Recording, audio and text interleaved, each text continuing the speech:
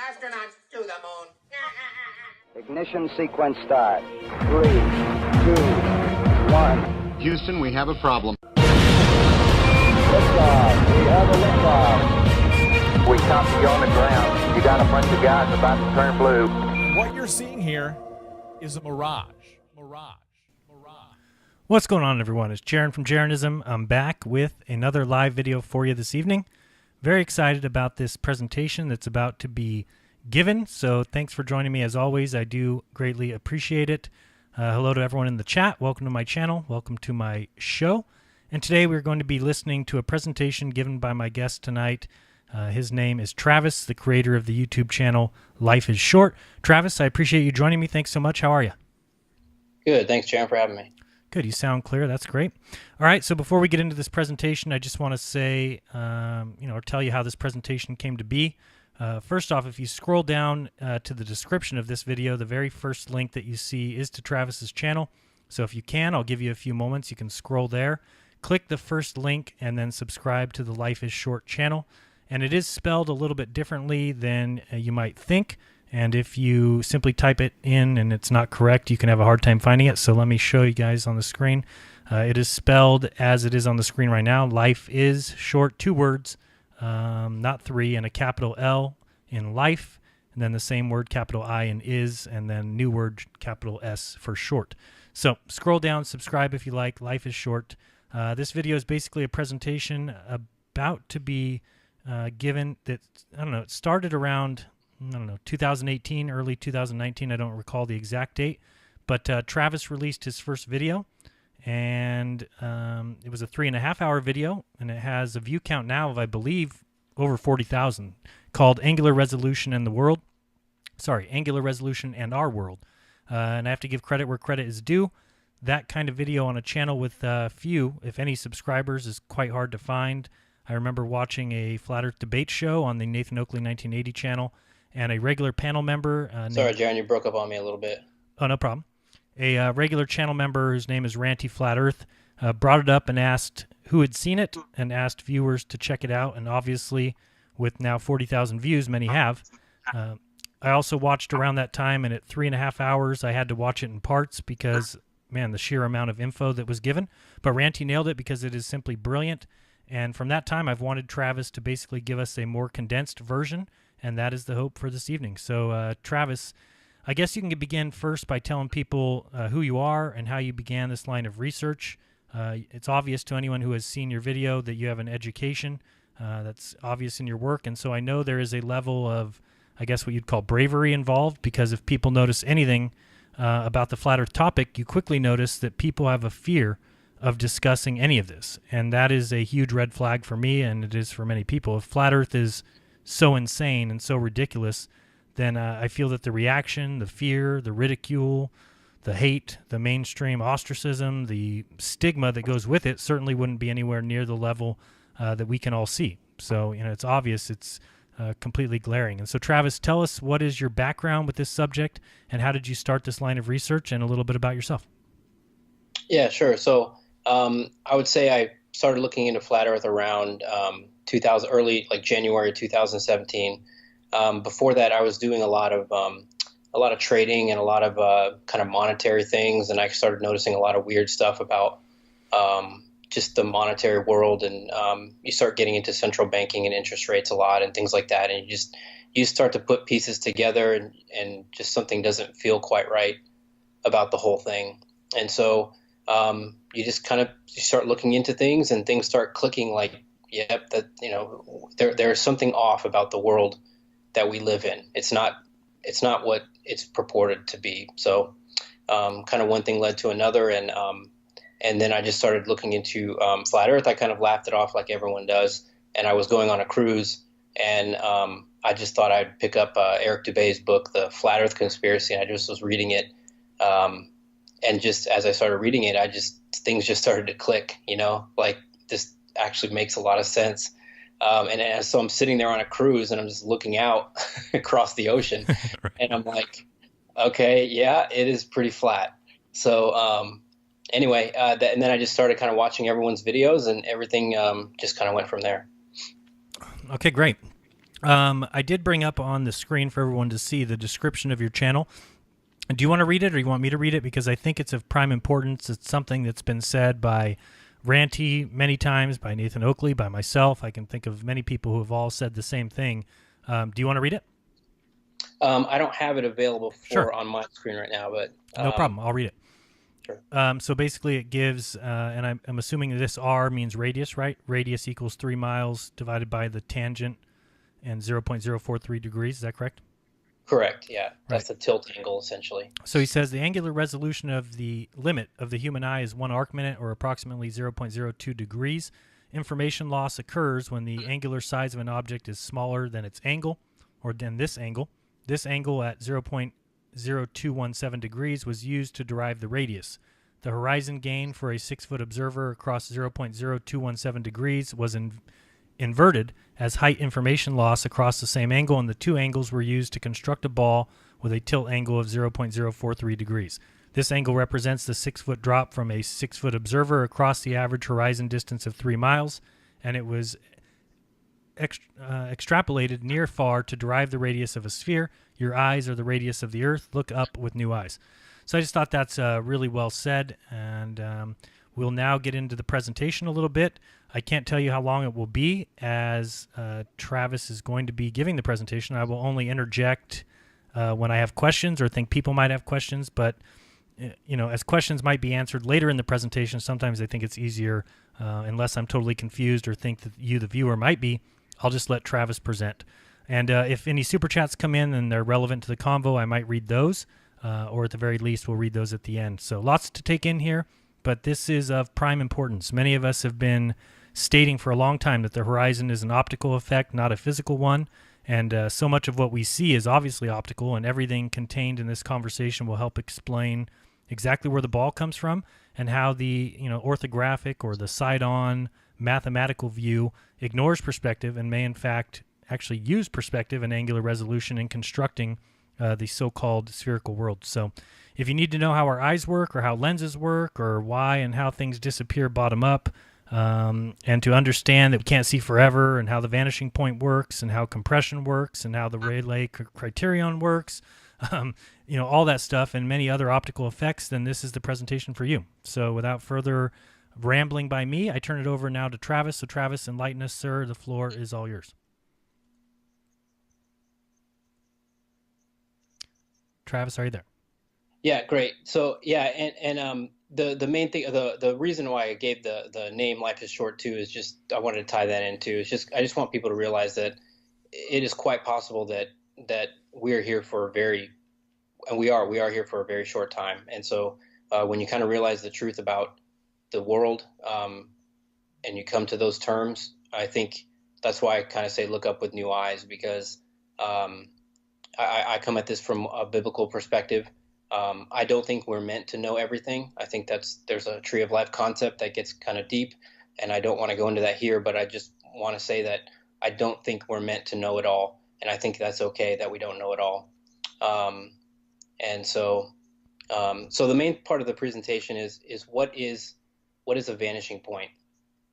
And I don't know why this becomes the quintessential question in my mind anyway, of this whole issue, but I think it is. What exactly is a vanishing point?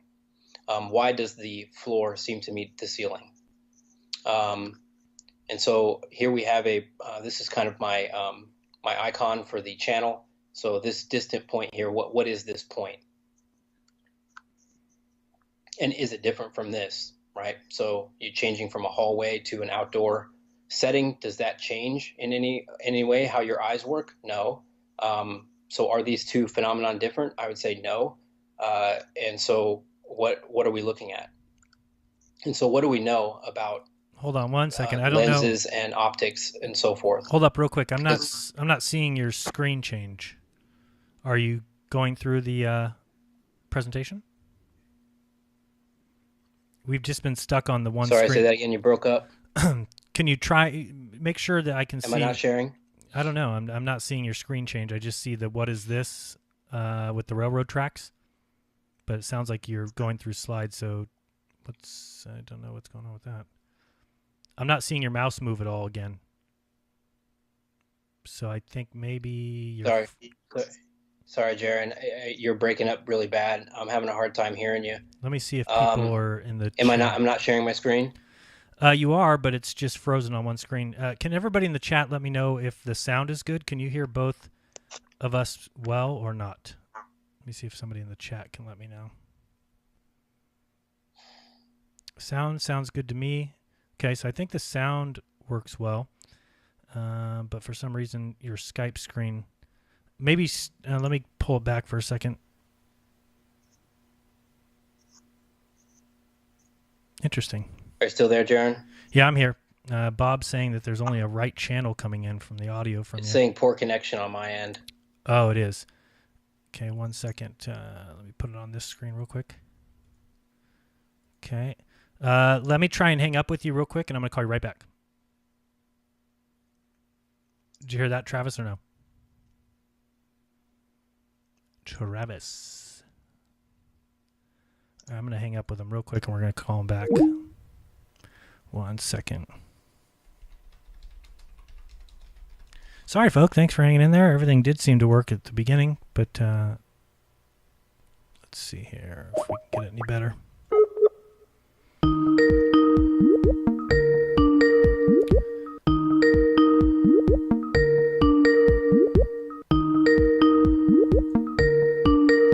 That's never a good sign.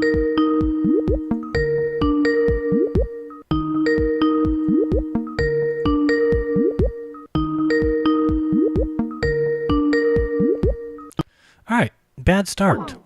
Give me 1 second here to figure out what's going on. He did not answer. Let me try and Skype him, see what's going on. I'll give you a topic to discuss among yourselves. Israel not landing on the moon. Their craft crashed. Discuss.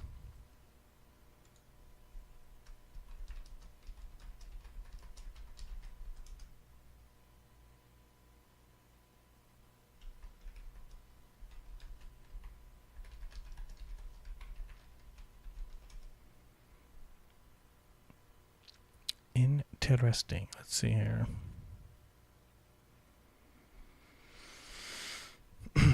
Very strange. Pretty sure it's not on my end. Bob, you are getting both channels from me, I guess, huh? I won't give up, I promise. So, yeah, again, thank you everybody for joining us. Thanks, hello to everyone in the chat. Thank you so much for whoever gave me the thumbs down already. Appreciate that. Probably deserved after the little audio issue. But I'm not getting any messages from Life is Short for some reason. So give me a second to see what he's doing. Interesting. I don't even see the little circle that tells me that he sees my messages. Really weird. Possibly he's restarting his computer or something like that. I don't know. Yeah, so if everybody didn't see it earlier, I did do a video. I went live, spur of the moment, just to see the so-called landing on the moon from Israel. I called it Israel landing on the moon or something, #no. And that was very prophetic because they did not land on the moon. So, again, there can be so many reasons for this, and to try and ask me, well, Jaron, why do you think they did? It's anyone's guess why they wouldn't, but certainly seems like if there's any future moon missions, it will seem that much more impressive because Israel wasn't able to do it, so maybe they took one for the team. Not really sure, but let me try in a second to call him back, but it doesn't even show that he's reading my messages, so I don't think that would be a good thing to do right now.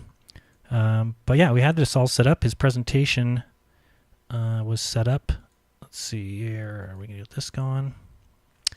Don't know what's going on. We'll just wait for 1 second and see if he restarts his computer or what. But yeah, it should be a great presentation if people have seen. Oh, there he is. Let's see here. 1 second.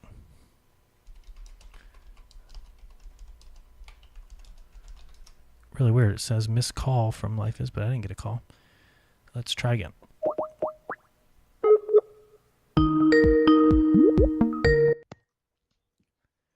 All right, you there? Yeah, sorry about that. No problem. How's this? Is this working now? Yep, it seems to be. Let me see the screen share. Yep, okay, hold on 1 second. Let me try and square it up and make sure we're good over here. Everything is good now. Switch to the next slide just so I can see that that's actually working. Yep, you're good. So now you can start from the beginning if you want. And also, I should just point out, because you mentioned that you are a Christian, and of course I get a lot of people on both sides that ask me a lot of questions about that. And if you're questioning the fact that Travis is a Christian and I may not be, it is really completely unimportant.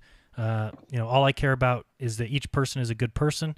And if Christianity is your tool to achieve that, then so be it. I have no issue with that. People can certainly believe whatever they want. That's kind of the point of my channel. I make sure I say it over and over again in every one of my videos. I only have issues when people try to force their beliefs on others. So, Travis has never told me once that if I don't agree with him or that I don't believe in Jesus, that I'll burn in hell. He's never said that. If he did, then I'd have issues with his belief, but he doesn't and never has said that to me. So, much like if I demanded people to believe what I did, that's ridiculous. If I said if you don't believe in flat earth that you'd be going to burn in hell, that's complete and total nonsense. I simply give my opinion and people are free to their individual beliefs. So that's how I approach flat earth. I try and introduce these concepts and explain them, and people are free to say, no, I disagree, or they can say, hey, this guy's saying some things that are interesting, but I would never force my belief on everyone or anyone. I just want them to have the opportunity to see that there is an alternative side. So go ahead, you can start from the beginning, and let's try it again. Okay, thanks, Jaron. Let me, I want to make sure my computer stays good to go for this thing. So, and we are on the railroad track slide, right? Yes, perfect. Okay, we're good. All right. Okay, there we go. Good. All right, good to go. All right. So the main, I don't know how much you caught before. Did you catch when I was kind of the whole point of the thing was to kind of ask what the vanishing point was? Yep. Okay, perfect. And so then we went down to this slide to, is it different from this picture in a hallway? Right. We never saw this slide, so go ahead and start from here. Okay, good. So the point is we have these pictures of railroad tracks, and we have this vanishing point where we have all these purple lines kind of converging off into the distance. And, you change it to a hallway picture, and you have the same exact phenomenon going on where the floor is rising up to your midpoint of vision, the ceiling is descending, and you're asking yourself, why is this any different from this? So the question is, what do we know? So we know that things get smaller with distance. That's perspective. And so the current understanding for how that works, you could find this on, physics of lens lectures online. But essentially you have two rays extending off of an image. An image is something that's contextual. It requires context. You don't receive an image from essentially one ray of light. It requires a crossover point in context. And so the top of the tree in this example in the upper right is, and we're not going to get into the physics of lenses where you have an image closer than the focal point, f2 prime there. Most everything is beyond two focal lengths away. So you have this tree here, and it gives off 2 rays and extends through your lens. They are reconverged as they cross through focal points f1 prime and f1 to create an image on the other side, somewhere between f1 and f2. And that image is projected onto the retina. So you see I have the eye there kind of represented. Mm-hmm. And so you can see how we move this tree out further and further away. That angle is going to get smaller and smaller and smaller as it has to converge across those focal points. And you can see how the tree is going to get smaller and smaller in that field. Where those 2 rays cross is that top of the tree between points f1 and f2 behind the lens, right between here. And so you can see how the tree is going to get smaller and smaller. So that's kind of the current understanding of how things kind of get smaller with distance, and it has to do with the physics of a biconvex lens. So far so good? Excellent. Okay. So that's the first point is things get smaller with distance, and I think that's pretty apparent. No one's going to argue that too much. So the second part is small things do disappear. And so this gets into something called the angular resolution limit or the diffraction limit.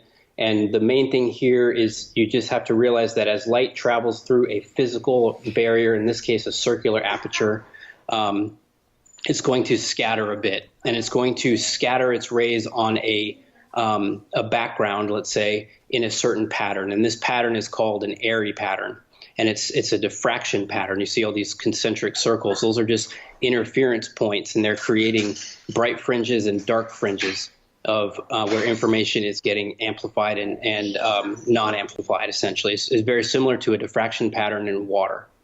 And it just represents kind of something acting similar to a wave where the energy is focused kind of in the center and it kind of ripples out with distance. So what you find is, or what Rayleigh and other people found in the late 1800s, you can pass this light through this circular aperture. The smaller the aperture, the wider, the larger this central disc. This is called the Airy disc. This central kind of bright fringe is called the Airy disc. The wider this disc is, and the larger this diffraction pattern. And the larger the aperture, the smaller the diffraction pattern. So think of it like you're trying to squirt something through a really tiny hole, and it's going to kind of spew all over the place and diffract all over the place. That's kind of how I view it. But when the hole is larger, you get a much more pinpoint light hitting the background. Does that make sense? Absolutely. Okay. So now what you have is and this is called a first order Bessel function. I'm not going to get into the math of that. It's actually pretty complicated.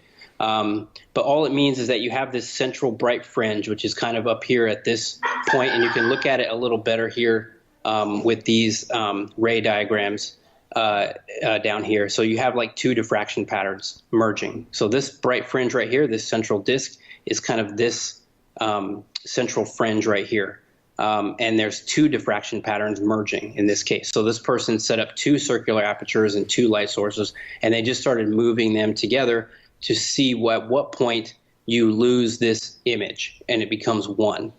And so Rayleigh did that, and he found that this essentially, this angle at which this happens is equal to the radius of this Airy disk.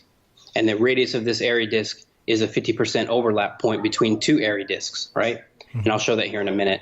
And this 1.22 that he derives is essentially from this first order Bessel function. So that's all you really need to know about that.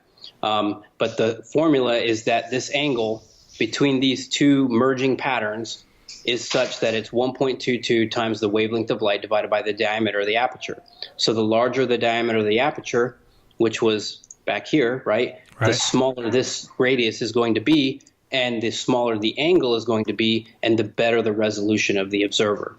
So what I mean by that is if you have 2 merging patterns here, and you start to merge them, if you can define how small this disk is in the middle for a longer period, you will resolve more for a longer period. But the wider this disk is, okay, as these 2 merge, they're going to get indistinct a lot sooner. So the higher the angle, your angular resolution, the lower the resolution. So in other words, the larger the angle, the poorer the resolution. That's what I'm trying to say. Does that make sense? Yep.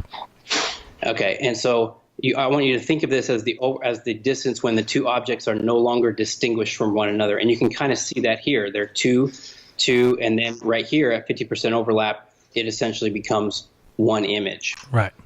So as an example, two close stars become one, or the hair merges with the floor, or the plane becomes the sky, or the bug becomes the wall. Essentially, information is lost. Right. So I have kind of some patterns here to look at. So you can picture these as two diffraction patterns that are going to start to merge. The brown line is the distance between these two central airy disks. So right now they're pretty far away from one another. And these black lines here are just the interference points, constructive interference zones within these two patterns. And you'll see as we have a lot of them right now, but they're going to get less and less. But I just want you to kind of focus on your vision and how you view these two distinct objects as we merge these two together. So I'm going to kind of go through the screen now. So here's the first distance, and here's the second one, and third one, fourth one. So I'm just moving it together. Okay, so you see how that, I'm going to go through it one more time. You see how there's two distinct patterns right here, right? Mm-hmm. And I'm going to merge and merge and merge and merge and merge. At what point do I say, that's pretty much one pattern? Well, what was found was that it's at this distance right here. So this distance right here is the overlap point of the two central airy disks, where you no longer think of this as two distinct images. So if you want to concentrate on the upper left corner instead of just in the central, I'll show it one more time. So right now we have two airy patterns. So we're going to merge them. Okay, so that's essentially Rayleigh's criteria. Okay. Gotcha. Mm-hmm. So how I envision this is you have these two rays extending through your convex lens, and they are providing contextual information to the observer. And at a certain point, the two rays are so far or so close to one another that there is no context that is created for the observer, and they just do not distinguish that object from another. And so I have them as kind of these two rays, right, are having their own diffraction patterns. And the aperture in this case for the eye, right, is just your pupil. So here's your convex lens behind your pupil. Your pupil's like right here. And as the rays go through, they diffract. They get into these, they have this diffraction pattern within them. And as these rays get closer to closer, because the tree in this case is further and further away, well, you're going to start to resolve less and less of that portion of the tree. And it's going to start to merge with its surroundings. So right. As this thing merges down, at a certain point, it becomes unresolved. So one way to look at this might be that if you're outside and you're observing a fly that's really close by, you're saying there's a ray of light coming from both the top and the bottom of the fly. And after going through our pupil, it's at a size and a separation enough that we can see that image. But if the fly flies, 20, 30, 50 feet away from me, because those rays coming from the top and the bottom of the fly are now coming so close together that ultimately no image can be resolved, and that's why I don't see flies 50 feet or 100 feet from me, correct? Right, that it's getting smaller with distance, and at a certain distance, it's just going to merge with its surroundings. You're not going to resolve it as a distinct image anymore. Okay, great.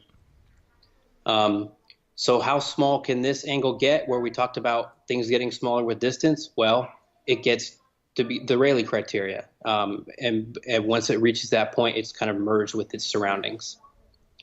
So I do a practical example here. I'm not going to go through it, but you bring up a perfect point, actually. So we'll see if we can see a small bug 20 feet away on a wall, okay? So you use the Rayleigh criteria up here, and you can determine what your resolution limit is approximately for the human eye in this case.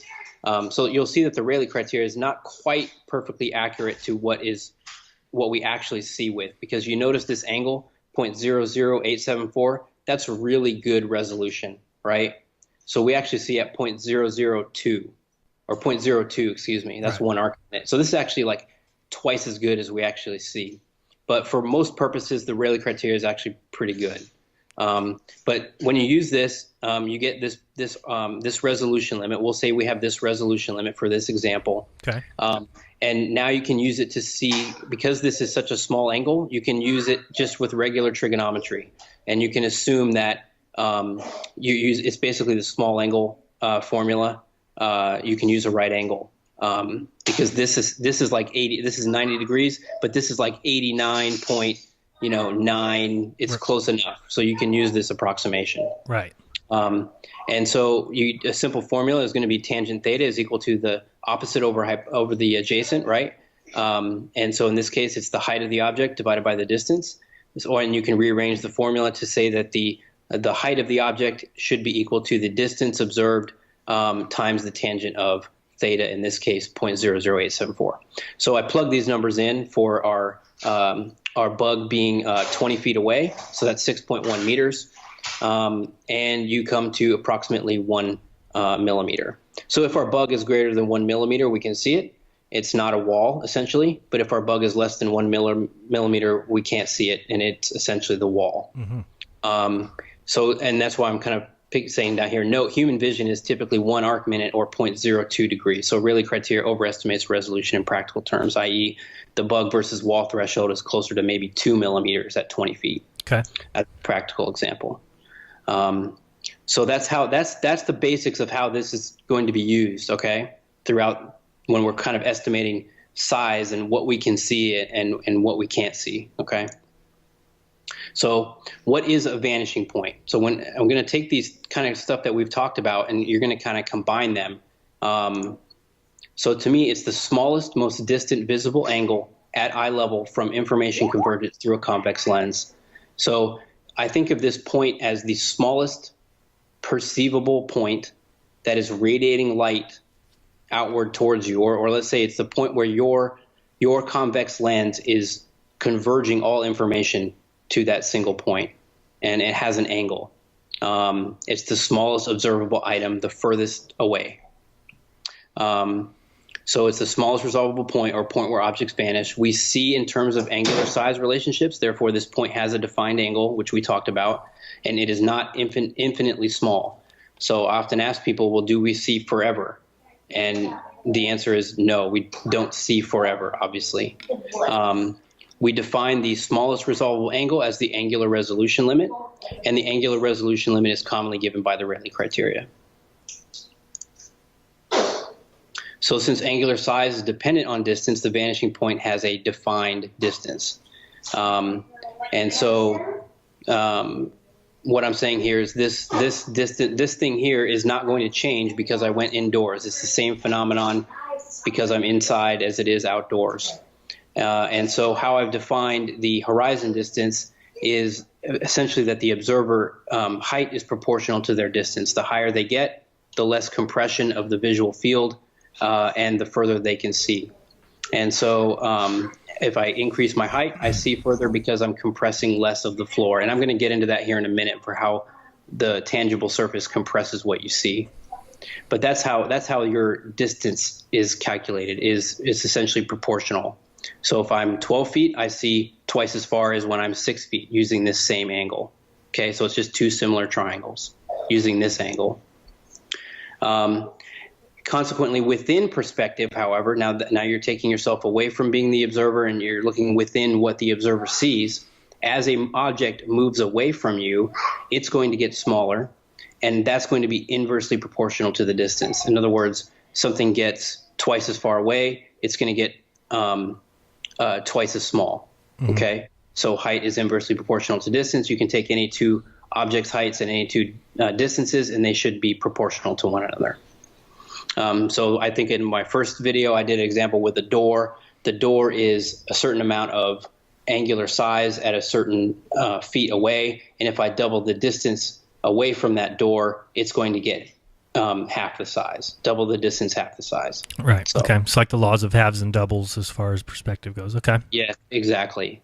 So how does perspective alter the visual field, right?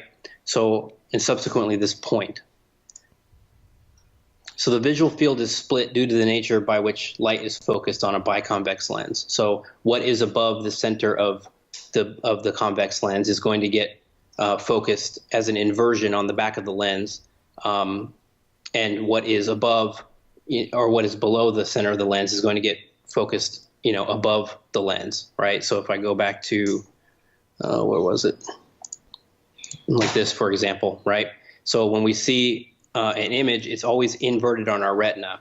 And camera sensors and our visual cortex and everything, they take this image and they upright it again so that we don't see things upside down. But that's how this image is actually imprinted on the surface of the sensor, okay? So anything above this purple line, right, is going to be rendered below the purple line. Anything below the purple line is going to be rendered above the purple line. Does that make sense? Mm-hmm. Okay. So again, whatever is above the center of the lens occupies the upper 50% of the image, and whatever is below the center of the lens occupies the lower 50% of an image. In other words, the vanishing point rises to your eye level, okay? So the vanishing point is essentially this non-refracted central point within the lens. The closer one is to the floor, for example, the more limited the angles with which one views the floor, yet it will still occupy 50% of the lower visual field.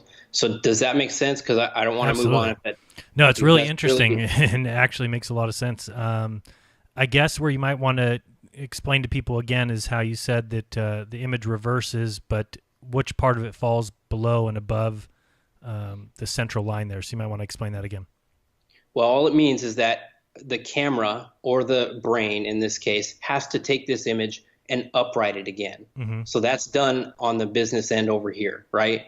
We don't worry about that. But the optics of just the physics of a lens is such that we call this a real image, but this real image is an inverted image when it gets through this lens and is created on the other side. And that's just has to do with because these lenses, these focal points have to get, this is one point of information going through this focal point, and this is the other aspect of information going through the second focal point. When those two get crossed over is where this thing is rendered on the sensor. Gotcha. And it just so happens that the camera system or the brain has to take that information and flip it up the other way, but that doesn't mean that information can cross over from one field to another, okay? So does that make sense a little bit? Yep. It's important because what it means is that whatever is coming in below this purple line, essentially just think of it as it's always below the purple line. And whatever's above the purple line is always above the purple line, and this purple line represents your eye line, essentially similar. It's going to intersect at a vanishing point somewhere out here. Mm-hmm. And so as your eye, as this thing moves up and down, right, this purple line moves up and down with it. Mm-hmm. Okay? That's the main point of that. Okay, good. I think we got it. Okay.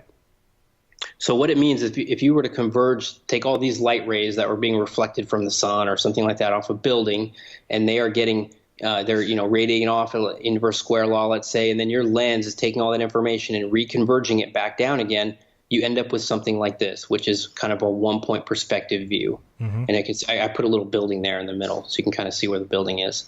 All right, so now what if I take my observer and I push them lower to the floor? Okay, well now I'm still going to render whatever is above the lens above the 50% mark, and whatever is below the lens as below the 50% mark.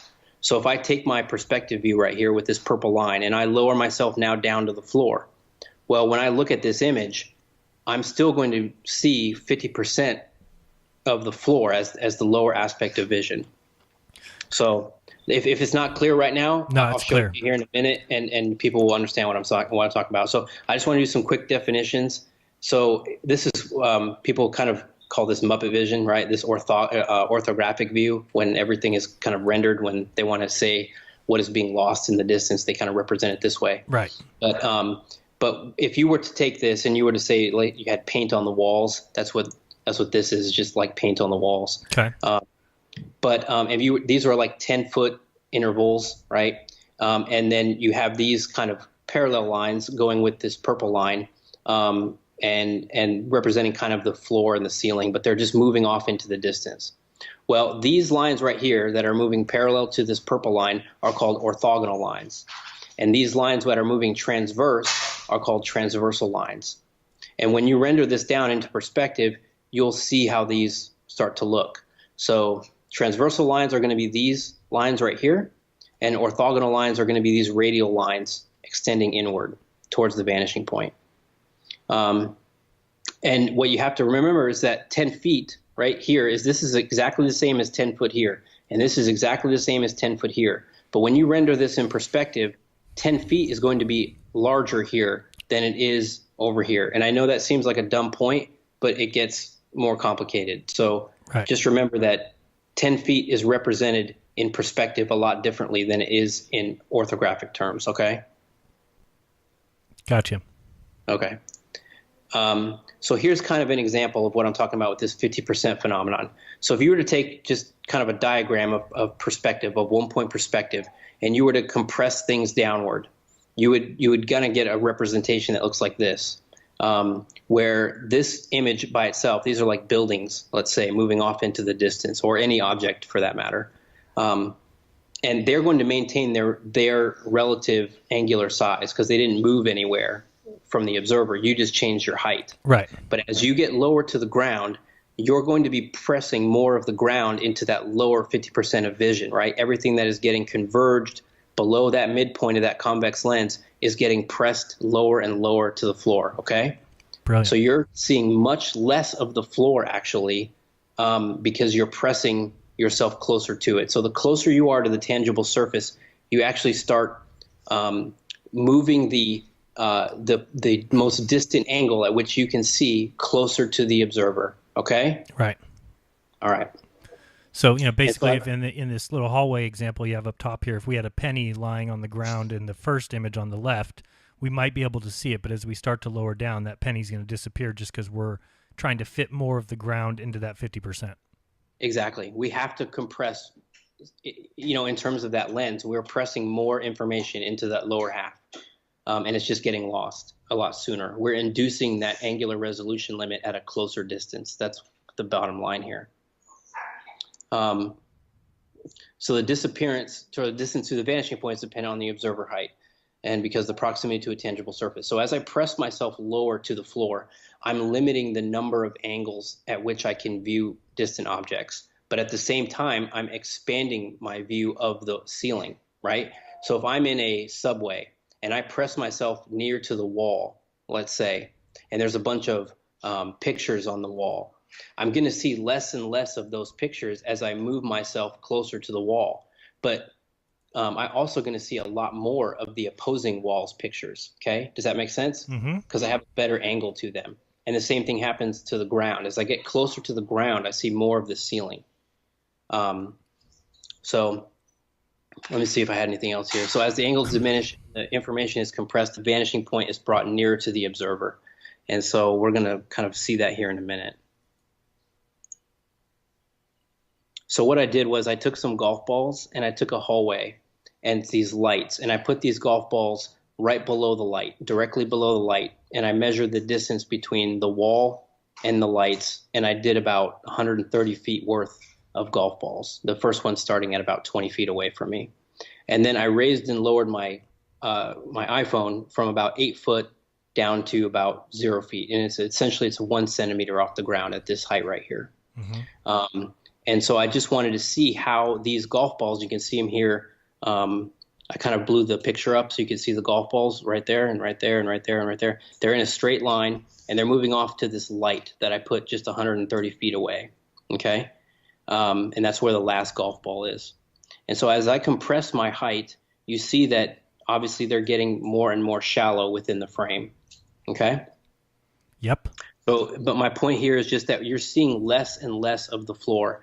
And you're seeing a lot more of the ceiling as I compress myself lower to the floor. And that's all I wanted to say for this part right here. Okay, perfect. So hopefully that's clear to everybody. Should be very clear. The only thing, they might not be able to see the golf balls, but again, I'm sure it's just because we're looking, this is like third person now. By the time you're showing it, it's going on my screen. I'm showing it on the live stream, so people might not be able to see it, but just point out with your mouse real quick where those golf balls are.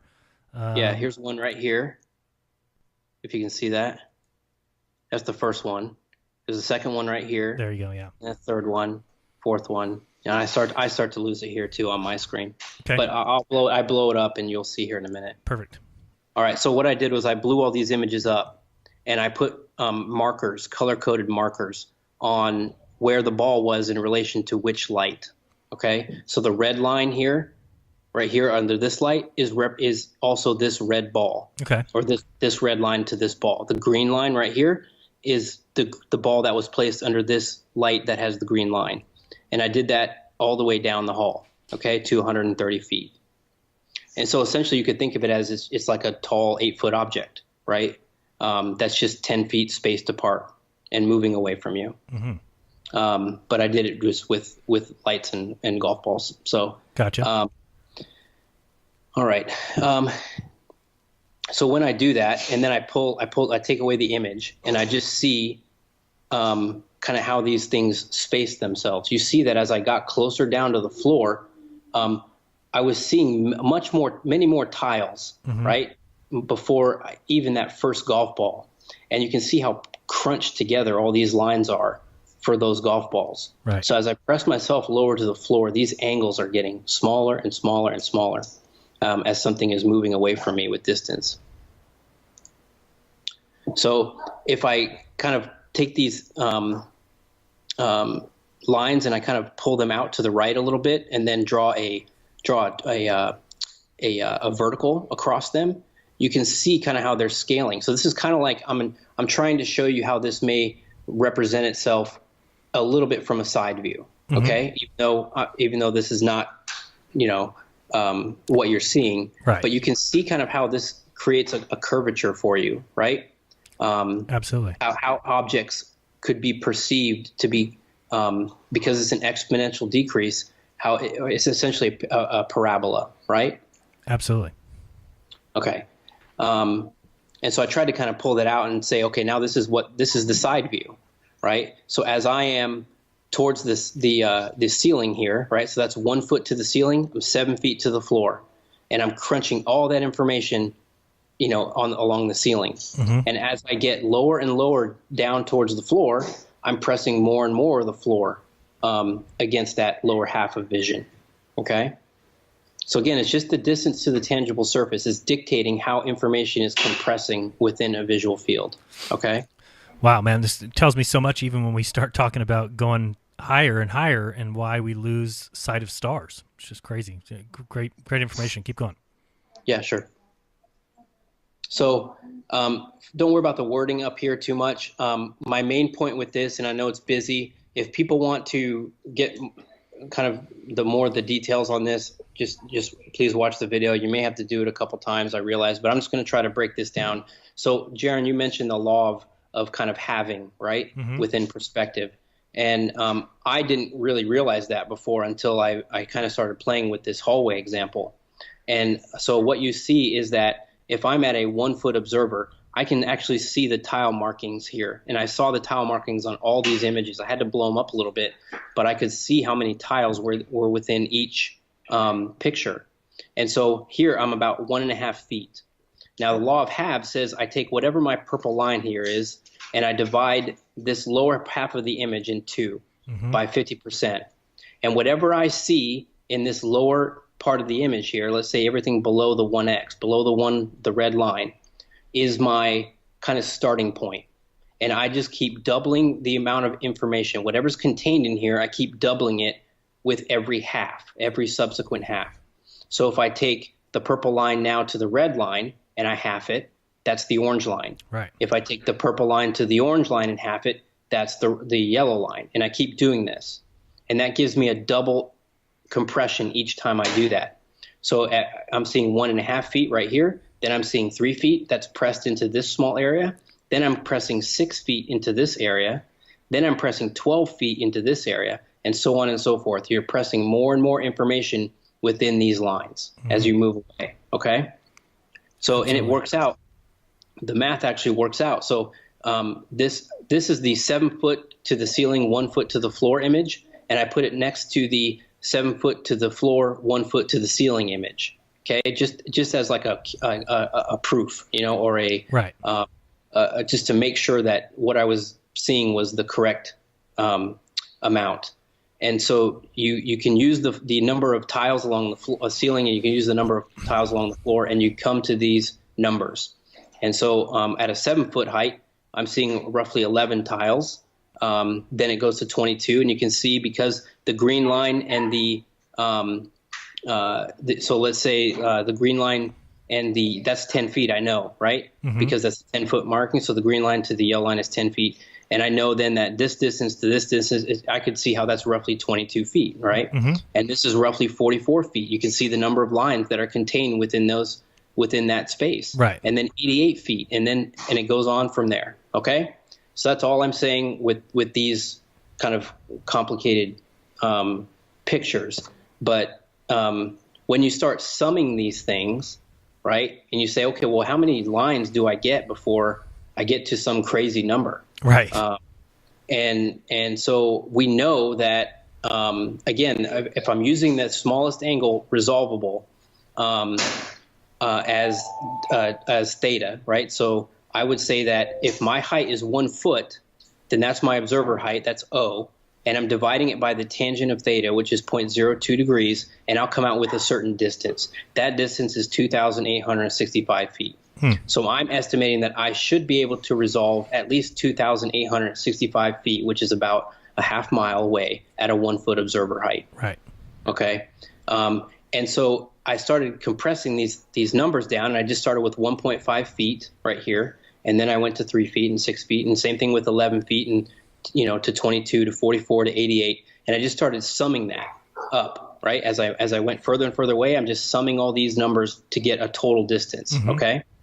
And so what you find is that if the purple line is about 819x for it to match up with this resolution angle. Okay. So it doesn't come out to be a clean number where I wish it was like, oh, it turns out it's 1024x, and that matches perfectly with 1 arc minute of resolution. Right. Well, it's like 819x, but it actually works out for this particular phone under this particular circumstances for all these heights. And so it comes out, you'll see that the difference between the two is actually 100 feet right here. So as I extrapolate this 1.5 feet that you see right here all the way to the purple line, well, it comes out to 2,640 or 2,764 feet at 819x. And so that's very close to what the resolution limit would be. And so you might say, well, wouldn't that line continue on into infinity or whatever, right? Because it was a parabola. But again, we know we don't see forever, so it can't do that. And I'll kind of show how small those lines actually get here in a minute. So this is just another example. This is now the 3 foot to the top and 5 foot to the bottom versus the 5 foot to the top and 3 foot to the bottom, and how many tiles are different between those two. And now it's about 8 foot here and about 5 foot here, and then you double, so on and so forth. And I just inverted those two. That's why the white is white over here and white over here.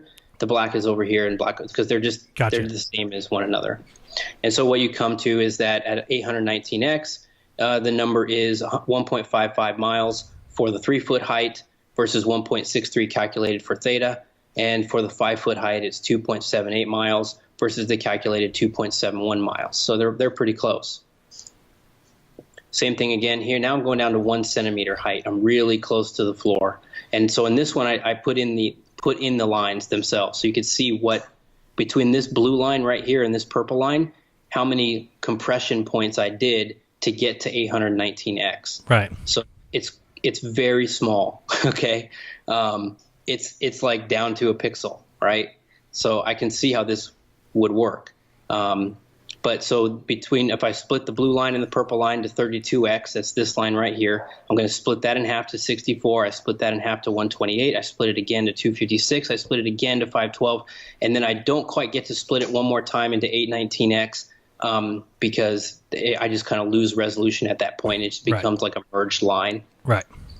And so the other caveat I want, so if I calculate these two out here, if I just, and so what I calculated is that you're seeing about 2/3 of an inch now within the red line down to the bottom of your image is only about 0.6 of an inch, which is kind of crazy.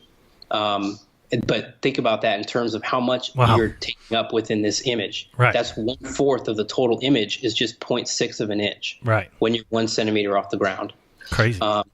And so that keeps doubling and doubling and doubling, even all the way up to this green line. You're still only seeing 5 inches worth of floor. And so the way I don't know if it's in this video actually, But if you go to the video, I do a ruler test where I stick a ruler right in front of this thing and I tape a 1-inch mark on it so that you can see that indeed this is only 0.6 of an inch. Because essentially it goes to right here, and then I have to calculate the vertical field of view loss. But it works out pretty well. So, as long as everyone's clear on that concept, that you're just doubling the distance, having the size, and that essentially to a certain point, things will not compress anymore. You're just going to lose them as essentially a line, and that's really what I want to impart here. And so if you can see that, you can't quite see the golf balls here. I'm pointing to the first golf ball right now. Okay. So that's that first 20-foot golf ball. Look at how close it is to the purple line already. Jeez, yeah. Okay. Right up against it. So how long can that go like that before we start losing information for these balls, right? So I blew up the image, and you can see if I were to extend this purple line right here out this way, it almost crosses just above this first golf ball. And as perspective, so essentially you're seeing like this plateau effect within perspective. It's almost like, let me see if I can go back to here. So you see how this line, so this is 1 centimeter off the floor too, I believe, or this might be, this is 1 foot off the floor. So this is 1 foot off the floor. You see how shallow this is getting? Right. Right. And you see how steep it is here. You're seeing a ton of golf balls, when you're 7 feet off the floor, but you're seeing them basically in a very shallow plateau region within perspective at the closer you get to the floor. So so each one of these yellow lines is how many feet away I am. And so I marked the 90 to 100 foot mark. And that to me represents the true horizon for this particular image. Okay. So this is the true horizontal vanishing line for this particular image, is at the 90 to 100 foot mark. That represents this purple area right here. Okay. And that's these golf balls. After this point, in my opinion, everything is going to start to set. Okay. Wow. And I'll kind of get to that in a minute. The other point I wanted to make within this is that, because I'm 1 centimeter off the ground, do I see, this is about a 450 foot hallway. Am I seeing a centimeter off the ground 450 feet away? No way. So no, I'm seeing a centimeter off the ground 95 to 100 feet away. Okay. After that, the upper visual field is starting to set within the lower. And so I'll go over that here in a minute, because it creates a horizon gap. Essentially, there is a gap of vision now between the upper and lower field where information can set within it.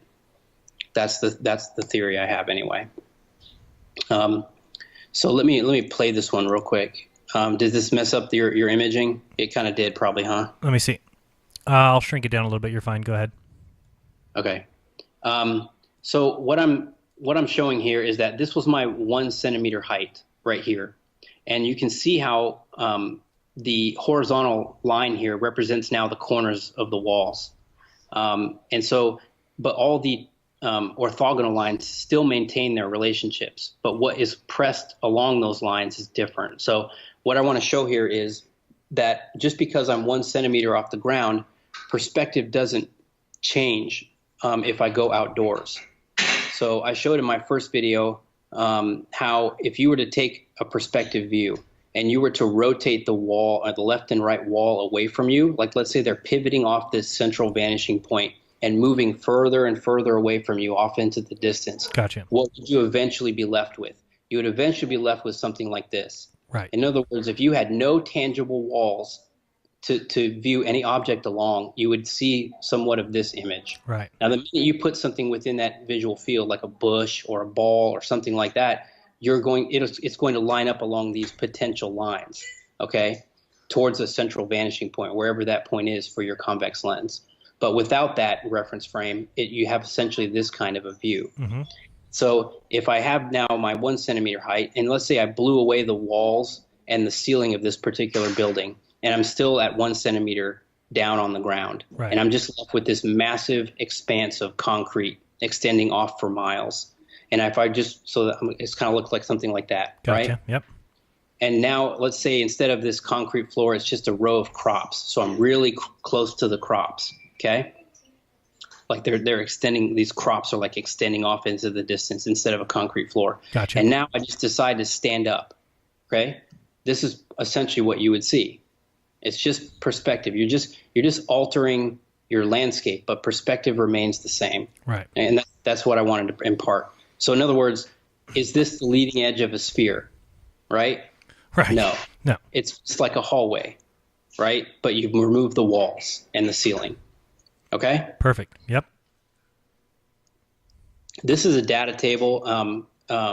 So I was hoping, there's a guy, BuzzDev. I don't know if you've seen some of his work. He does really good Blender work. Oh, yeah. So we've been talking a little bit about trying to figure out how to really map perspective within a 3D program, because it's not accurate how it's rendered for how we actually see the world, like in these exponential terms. So we're kind of working together. That's kind of my next thing. I think we talked about that, is what is the perspective formula, and that's a lot more complicated. So I'm trying to work that out, but it might take a little bit of time. And like I think we talked about as well, if we can kind of load the boat with folks that can kind of take some of these concepts and move with them, and add their level of expertise to them, then, I think we grow as a community. So absolutely. Yeah. That's the whole point of these presentations and the videos I do. My hope is that people see things I missed, or, same thing with you. You've done a great job here, but people might see something and it makes them think of something, and they go develop a video or an explanation that, helps the community in whole. So totally agree. Yeah. So if I go kind of back to what we'll call Muppet Vision, this orthographic view, I now know that I don't see as far along the floor or the ceiling, depending on my distance to the floor or the ceiling. So when I put this in a side view relationship, I know that when I'm 8 foot up, I'm not seeing very far along the ceiling. Okay, so this orange line is shorter now, but I'm seeing much further along the floor. Okay, so this red line's a little bit longer. And when I'm at a 4 foot height, I'm dead center in the middle of this 8 foot hallway. Okay, so I'm seeing equally along the floor as I am along the ceiling. Okay, and now I'm at a 0 foot height or a 1 centimeter foot height. I'm seeing much of the ceiling. I'm not seeing a lot of the floor. So when I rotate these things down within perspective, and you kind of start to see how you would render a 1 point perspective view, you see kind of how the balls would move away from you with distance. So that's just kind of what my point here is that there's somewhat of a gap, in my opinion, that occurs within your vision as you collapse these two down with a convex lens. Does that kind of make sense, just roughly conceptually? Yeah, absolutely. So here's what might get a little complicated. Well, go back one slide. I maybe have a question. Are you saying that would occur no matter the eye height? There's always going to be that horizon gap, or is it only when you're blocked by something low? So the image on the right that shows all the balls lined up and you're below the balls, would it also happen when you're above them? Yeah. So it just, the only thing that determines how much of something you're seeing is how close you are to that surface. Right. And so if I'm close to a ceiling, I don't see very far along the ceiling, but I see along a lot of these. I see all the golf balls really easily. Gotcha. Right. Yep. As I get, lower down, in this particular case, the golf balls are at a diagonal. Okay. But if, let's say, they were straight down your eye line, you would see something like this, right? You would see that first ball is going to be really big because you're closer to it. Okay. But it's going to diminish in angular size pretty rapidly as it moves away from you. And it's going to move away from you more in a straight line, because think about that first ball, that 20-foot ball, is already at the purple line almost within this view. Whereas if I'm high up and I'm viewing these balls along the floor from a higher view, their angular size relationship actually doesn't change very much as they move away from you, because you're further away from them. I wish I had another view to kind of show that. But if you can kind of picture lines radiating out towards from the observer out towards these balls, they're relatively constant when you have this kind of relationship. But if you were to do those same lines along the orange one here, right, they're much more shallow, and they get more compressed a lot more easily. Gotcha. So that's why this angular size relationship is a little bit different between this view and this view. So, and I go over that. I think it's part 3, I think, where I go over that. If people want to check that part out. But all it means is that the further away something is, the less it actually changes in angular size. The closer you are to something, it's going to rapidly diminish in angular size as it moves away from you. But so, like if you were watching a car from the 5th floor of a hotel, and you watch it travel away, it's going to diminish in angular size at a certain rate. Now, if you get down to where the car is on the pavement, the car is going to be much bigger because you're closer to it. But as it moves away, it actually is going to get closer or smaller a lot faster than it did when you were on the 5th floor. Okay. All right. So the main thing here is that I just want to impart here that things still disappear at 2 theta. Okay. So because information is radiating off to the observer at an angle bisected by your eye line, right? The smallest amount of information is going to have a theta above the eye line and a theta below the eye line. Okay, so if I'm at equal compression within a hallway, whereas the observer is directly in the middle of the hallway, the height to the ceiling is 4 feet, let's say, and the height to the floor is 4 feet. Well, the object is going to disappear as a single point, okay? Because all things are going to compress at an equal rate. Gotcha. Okay. Now, though, if I press myself lower to the floor, okay, I've changed the ascent rate at which that object is going to hit the purple line. Mm-hmm. It's going to hit the purple line a lot sooner than it did before. And so what ends up happening is once it hits the purple line on that compressed lower field, as it moves away, it's actually going to start setting with distance, okay? And so I've kind of depicted that here. If you have this clock tower and it's X amount of feet and it moves away, if you are equally compressed between the floor and the ceiling, it's going to disappear as a single point at a certain distance. Gotcha. But if I get closer to the ceiling, this clock tower is going to reach this purple line along its top portion a lot sooner than along its bottom portion.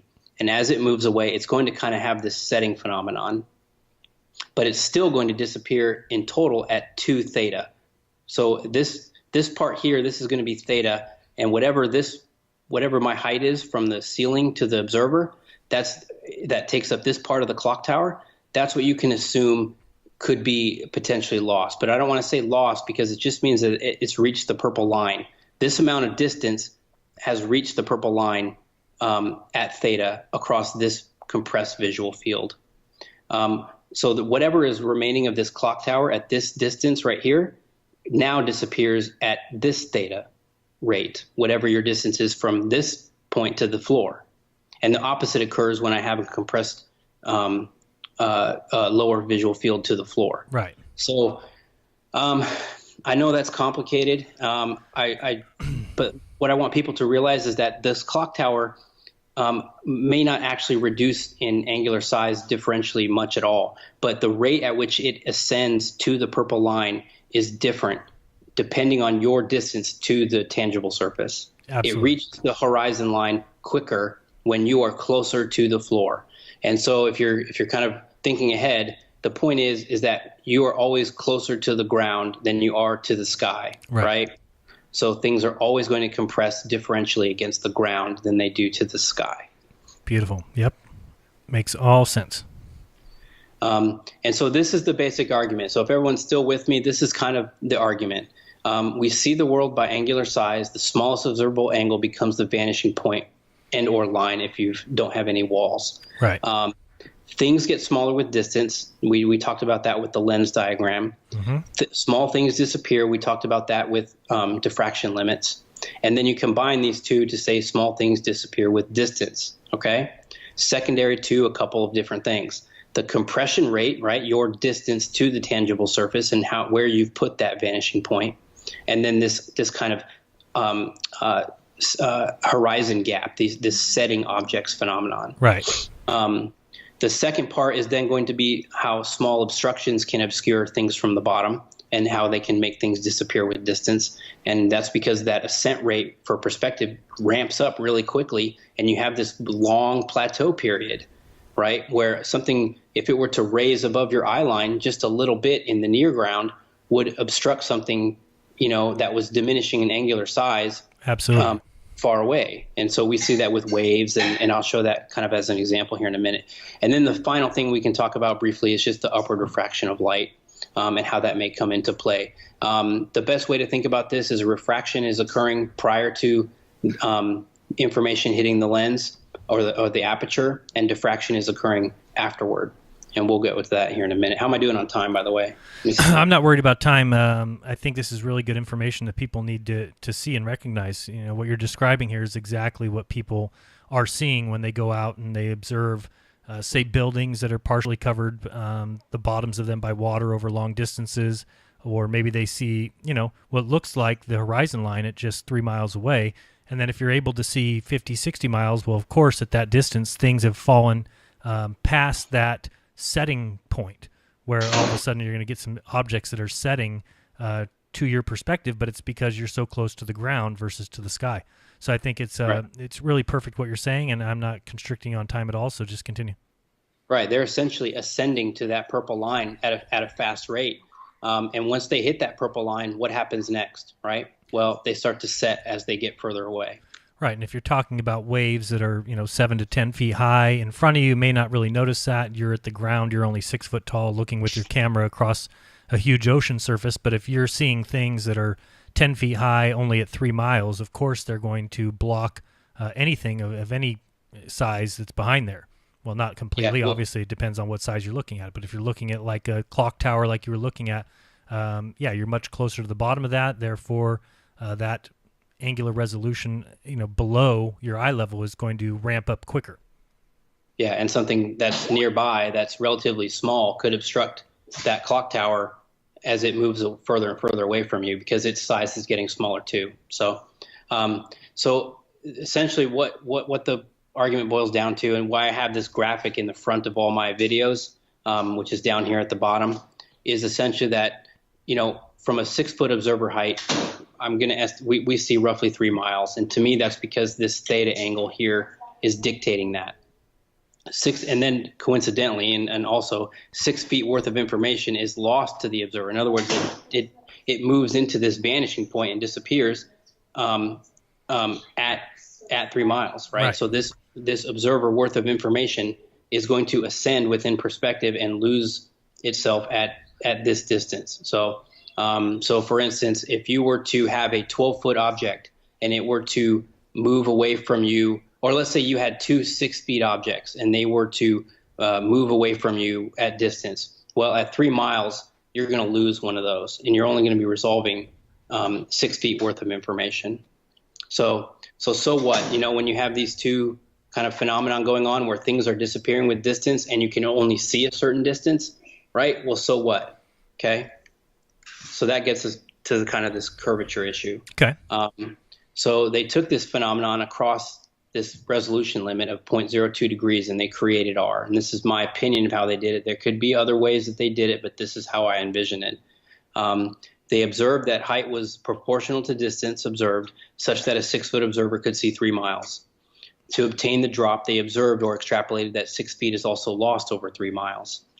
So with a 6 foot drop at 3 miles and a 6 foot observer being able to see 3 miles, again, where theta is now not just 0.02 degrees, but something much more specific, 0.0217 degrees, we derive a tilt angle across 2 theta at 0.0434 degrees and a drop from eye level of 12 feet. And you can now derive R. So essentially they took these two triangles and they, stacked them on top of one another and allowed for this curvature. Right. Because they kind of assume, and I don't know how it came to be this way. I assume they just saw that boats disappeared bottom first, or something disappeared from the bottom, and maybe they started to think, well, this must be only from a curvature phenomenon, and so that's how they took these two issues and applied them to one another. But again, you're just seeing a single object disappear at 2 theta, right? Mm-hmm. That's all that's all the tilt angle is 2 theta. So. If you look up Walter Bislin's, he's got the latest, greatest Earth curve calculator. You see that when you plug in observer height of 6 feet, object height of 6 feet, and a horizon distance of 3 miles, you're going to come to a tilt angle of 0.0434 degrees, dip angle 0.0434 degrees, curvature drop of 6 feet, and a drop from eye level of 12 feet. And I've kind of diagrammed that here. Okay. Wow. Yep. And so this is kind of as an aside, recall that the disappearance rate for a given object toward the vanishing point is 2 theta, right? Information above the center of the lens, information below the center of the lens.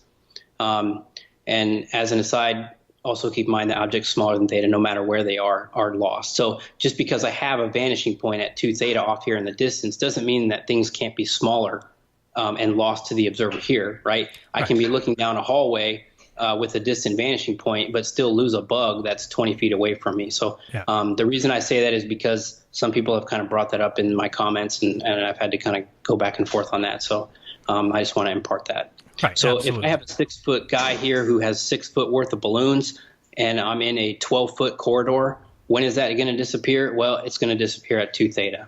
Okay, 6 feet above the eye line, 6 feet of below. So they're going to disappear at 3 miles, and they're going to disappear as a single point. Okay? Gotcha.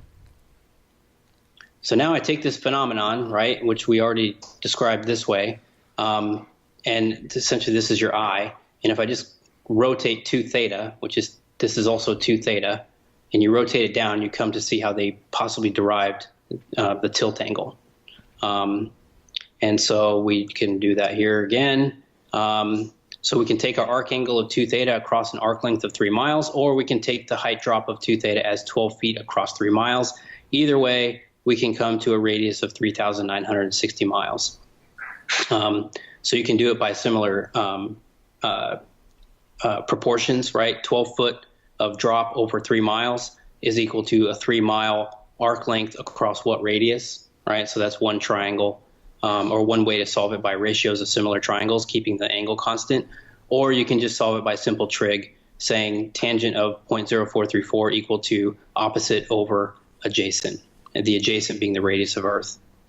And so that's how you get those numbers, and that's kind of how I think they used our eyeballs to derive a diffraction-limited drop rate, which to me is kind of the one that's not subject to different weather conditions, kind of like refraction can be and other issues can be. This is the one where it's not negotiable, really. Right.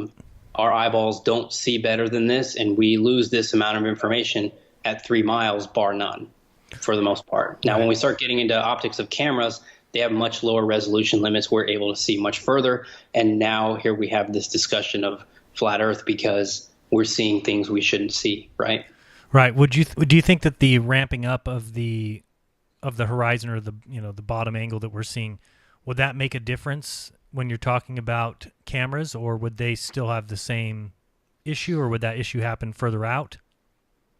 To me, I haven't. So that's the next part of this is I've only done this with an iPhone and kind of looked at the rate. Gotcha. And I wanted to do it with a Canon EOS or something like that, or a P900. I think that'd be interesting to do, just to compare the two and see. But remember too, they're going to have different fields of view. Right. Meaning vertical fields of view, meaning that the floor isn't even going to start until a certain distance, depending on the different camera type. But to me, what ends up happening is that purple line is just. So let me go back here. Let me see. Do I want to escape? I can escape, and we might be able to shrink it down again. Okay, go ahead, and I can shrink it.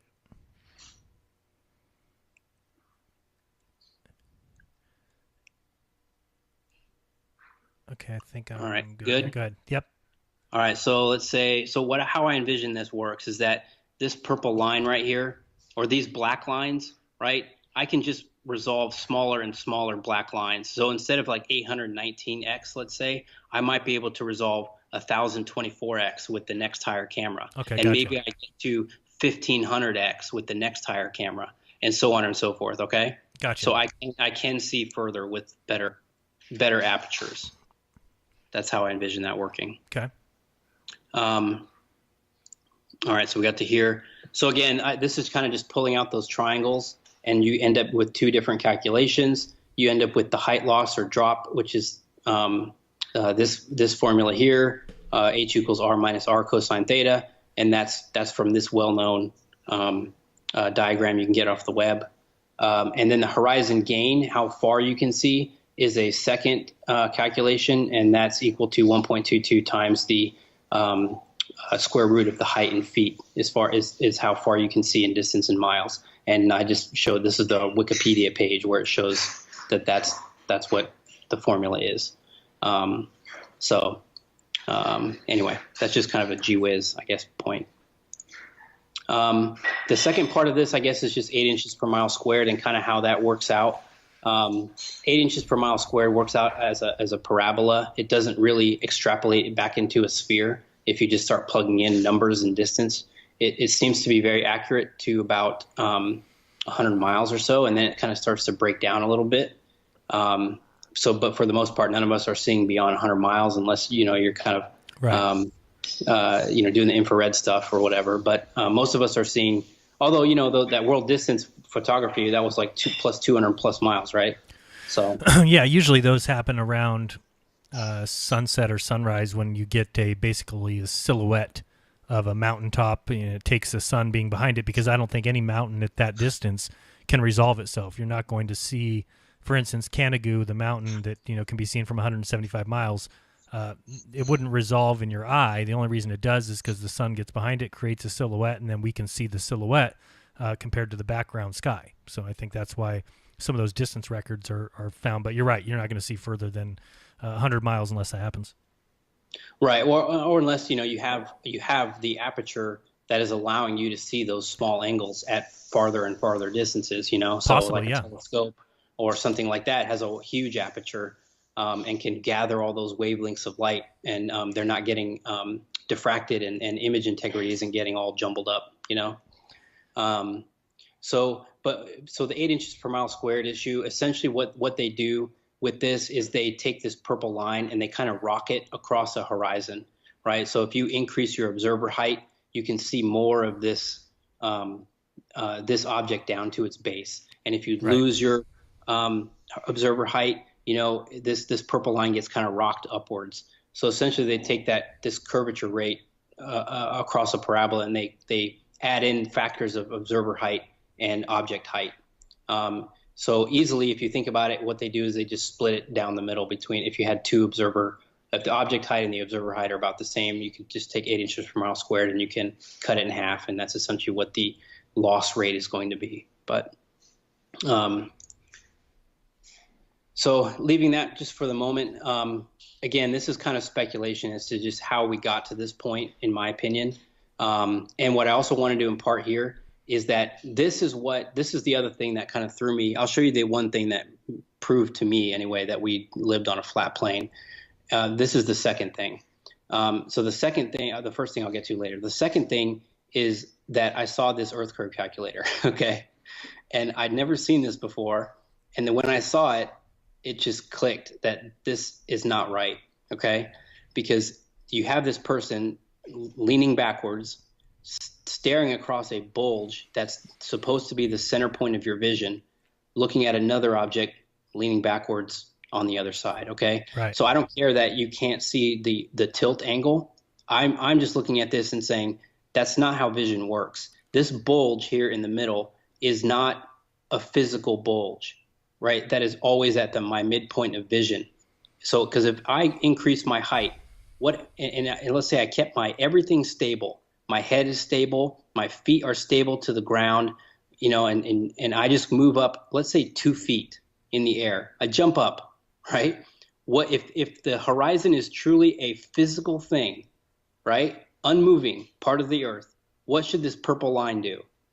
It should move up with me, right? As I jump up and down, okay? Right. It shouldn't rise to my eye level. That's why this whole issue of the horizon rising to your eye level is such a key thing, right? Because it tells you that the horizon is an optical phenomenon. Right. The horizon is not a physical bulge of earth that just happens to always be at the midpoint of vision, such that as I increase my height and I'm looking at this H1 target, this red arrow here, I have to bring my vision down in order to continually see it. It makes no sense to me, right? You don't bring your eye down to the ground continually as you move up in height. The ground rises to eye level. Does that make sense? Absolutely. So let's move back to the perspective a little bit. So what about this loss rate gives the appearance of curvature? And we kind of delved into this a little bit just by how perspective works, this ramping, you can see how this halving effect by itself could potentially lead to the false impression of a curve, right? These dual parabolas here. Oh, yeah, absolutely. So again, we talked about this earlier. The color-coded lines can be represented as just 8-foot objects, right? Because the ceiling to the floor is 8 feet. Right. And so this red line and this red line is 8 feet, and they all color-code back to that 130-foot part. So what I want to impart here is important. So perspective represents our linear world by coupling exponential height change with exponential distance change. So just because, so you see how this is moving kind of down as a curvature rate, as an exponential function, right? Mm-hmm. But what you're not really seeing is how the ground is compressing towards you exponentially as well, right? It's the same. Mm-hmm. So because that's how you get to this point where it's linear, such that you can double the distance in half the size of an object, because it's an exponential height issue and an exponential distance issue. And when you couple those two together, you get a linear relationship between the two, okay? So if you are to disregard one of those aspects, you would erroneously extrapolate a curved surface, okay? And so that's what I'm showing here. So if you were to take any double the distance phenomenon, like this guy he's a certain number of pixels, that's what I'm showing with the P here. And I move him he's 219 pixels, I move him down to 106 pixels, he goes half the size. Well, that occurs from 20 to 40 feet at 2x. And you just keep doing this, right? Double the distance, half the size. That's all you have to know for this part. But if you were to scale this orthographically in kind of in Muppet vision, right, from a side view, and you were to say to yourself, well, he's 1 mile, he's 2 miles, he's 3 miles, he's 4 miles. That's from 1 to 2 is the same as 2 to 3. It's the same distance, right? So it should scale this way, right? Right. And you were to map this out, and you were to just say, well, what's the height difference between these two guys in angular size? Well, you would erroneously extrapolate this curve phenomenon, right? Because you're plotting something as a semi-log function, right? You're only using one side linear and one side, exponential, logarithmic. So what you really need to plot this as is the log-log plot, right? So if you ever look at log paper, right, it's going to compress on both. A log-log paper is going to compress on both axes. Right? Semi-log paper is only going to compress on one axis exponentially, on the other axis linearly. So this is another way I think they might have erroneously extrapolated the curve, is not realizing that not only does this guy diminish in size exponentially in this way, but his distance also has to be compressed exponentially, okay? Because you have to maintain that linear relationship between the two. And when you do that, you realize it's a straight line. If you don't do that, you can erroneously extrapolate out a curve. Right. So I was just thinking about that the other day and kind of messing with this. Whatever you do to this side, if it's 1 over 1 squared, 1 over 2 squared, 1 over 3, whatever I do to this guy exponentially, I can't just do that linearly here. I have to square it as well. So this is 2 squared distance away. This is 3 squared distance away. This is 4 squared distance away. Okay? So anyway, I thought that was kind of cool. But whatever you do to one axis, you got to do it to the other, or else you're gonna falsely derive some kind of curvature issue. Because that's how this. I mean, just look at how perspective does this, right? Right. You almost see the curve within this is a flat hallway. Remember that, right? I took all these measurements from a flat hallway. So, all right. So the other thing I just wanted to say here, and this is kind of cool, is that we talked about this earlier, is that much of the information that you're seeing is very little actual total distance. Right. So if 86% of the total horizon distance is contained within these 3 compression rates, which are just these 3 lines right here, which are all right there. That's 86% of your distance vision, okay? Wow. Is in those 3 lines, versus only 0.05% of the total horizon distance is 1/4 of the image, right? Or 1/2 of the lower field is taking up just 0.05% of your distance vision. Wow. So if we're seeing the ocean to a 3-mile distance, the horizon's at 3 miles, you're talking about the actual amount of ocean that you're seeing in that first 50% is tiny compared to the whole. Yep. So that's perfect. So thank you, Jaron. That was a great segue. So I don't think you knew that, but I was at the beach the other day, and I decided just to take a picture of. I was at a 6-foot observer height roughly, and so I took a picture when I saw a bunch of cresting waves out in the distance. All right, and so I tried to time it where I saw a cresting wave, and I just chose this one. So I blew this image up right here. You can see the little tiny white dot. I don't know if you can see it on your screen or not. Probably not. But it's this little white thing right here, and I just blew the image up. Can you see it when I have it blown up? I can. I'm not sure if the viewers can, but it's there. All right, there's a little white cresting wave that this arrow is pointing to. Okay, so how far is that cresting wave, right? So you apply the same formula to this, right? So from a 6-foot observer height, I know from these hallway examples at least how much, and this is the same phone, or same camera. So I know that within this visual field, I'm compressing, 9 feet worth of information, and it goes up from there, 18, 36, 72, 144, so on and so forth. So at what line does this cresting wave hit, right? Well, it occurs at 128x. 128x is about half mile away. Wow. Right? So this cresting wave up here, that right there is just a half mile away. And I still have 2.5 miles that are pressed between my pointer and the horizon line. Right. So you have to think about that. That's how perspective really works, right? Absolutely. So, yeah, well put. I think people clearly understand that. So this wave crests at just 120, or just a half mile away for a 6-foot observer. An additional 2.5 miles is compressed between that wave and this purple line. That's 2.5 miles. That's the majority of your vision. So, and that's blown up too. So people have to realize that it's not, right. This is the non-blown up version right here. You can barely make out the line. Right. Absolutely. Yeah. I had to press that line down into like a half point pixel or whatever it is. All right. So these are these light disappearing examples. And so what I want to try to transition to here is now kind of small obstructions, and how when we have this ramp rate, you can have an uneven floor, and such that let's say one tile, is maybe a little bit raised here. Mm-hmm. That could completely obscure anything down the road. Right. So that's one particular, I guess, reason for why we have this phenomenon. But to me, the other reason is just that I'm moving the visible world in closer as I get closer to the ground.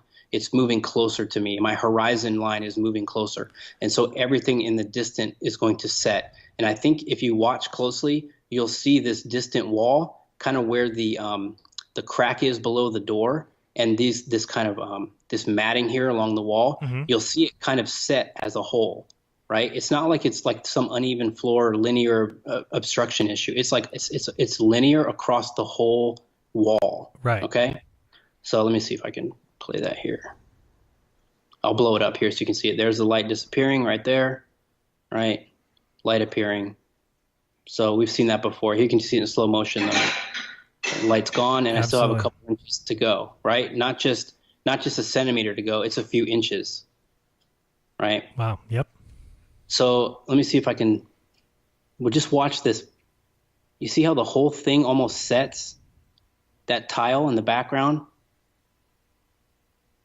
It's like you're talking about the entire baseboard, like the entire wall. Let me play it one more time and see if I can. But yeah, to me, the entire wall is like setting within the lower visual field. You see it, right? Like you're just seeing. Yep. It's a little blurry, but that to me is that phenomenon. So, which is why we're losing that light. And what are you using down there? Just a flashlight? Yeah, it's a pen light, yeah, basically. Okay. So it could be small obstructions in the foreground, but to me, I think it's an example of that lower floor horizon being brought closer to the observer. Sure. Yeah, but I mean, if you laid a blanket down on that floor, even if you press that blanket as tight as you could to the floor, I mean, you're going to lose that light even quicker. And that blanket may be all of 1/4 inch high. It's just simply going to block it even sooner. Yeah, exactly. So I'm going to try to move through this because I know we're getting short on time. But let's see. So this is just kind of the light examples. I'm just moving myself lower, and you can see how the buildings change, how they ascend to this purple line a lot sooner as I lower my eye height. And that's all I really wanted to say here. But then I wanted to relate it to the beach, right? So now instead of a flashlight, it's a cruise ship, right? And it's moving away. So the same phenomenon is essentially going to occur. A small wave right here could be obstructing this, or my horizon is only a certain distance away, and this thing is already ascended to my purple line within maybe, a half mile away, right? That cresting wave was right here already, right? Right. And so this cruise ship, just a half mile away, or let's say it's a mile away now, it's already riding on top of this purple line, right? Right. So what happens with further distance? Well, it's just going to descend within perspective and set, So, and more of it would be obscured by the closer ground. Yeah, or a small wave, right. Like here at a quarter mile away or half mile away, could completely obscure. As this thing got a smaller and smaller and smaller away, a small wave right here could just kind of move above that purple line in your visual field for whatever reason, right. Totally block what was further out. Right, which we see this. I mean, if people have looked at all the videos of the ocean waves, if you're looking across, you can see that crest of water. You want to call it swell, whatever you want. You can see it move up and down, which clearly tells you that what you're seeing is much closer. Right. Otherwise, those waves would be 50 feet, 100 feet tall. We know that's not true. Right. Yeah, they're just closer to you. They can be much smaller if they're closer. Have you seen? I'm sure you've seen a lot of the work that Zachary Zabal has done.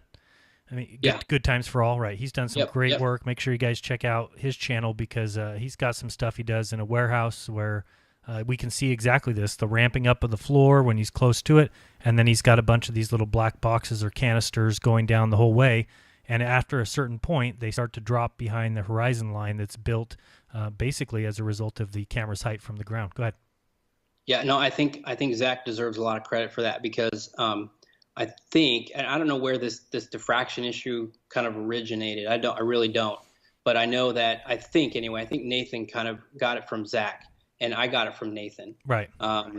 And so, because I know Nathan was really pressing this, and I was like, man, what is he talking about? And I had to go look it up. And as I started to look into it, I was like, holy crap, this stuff is trippy stuff, Yeah, it's trippy because once you realize that the horizon is optical, which I totally think you've already proven here just already, and everything that I've researched and seen has shown that to be the case. If that's true, then the fact that our eye can only resolve things at the exact rate that matches this so-called sphere that we're said to live on it's actually simply impossible.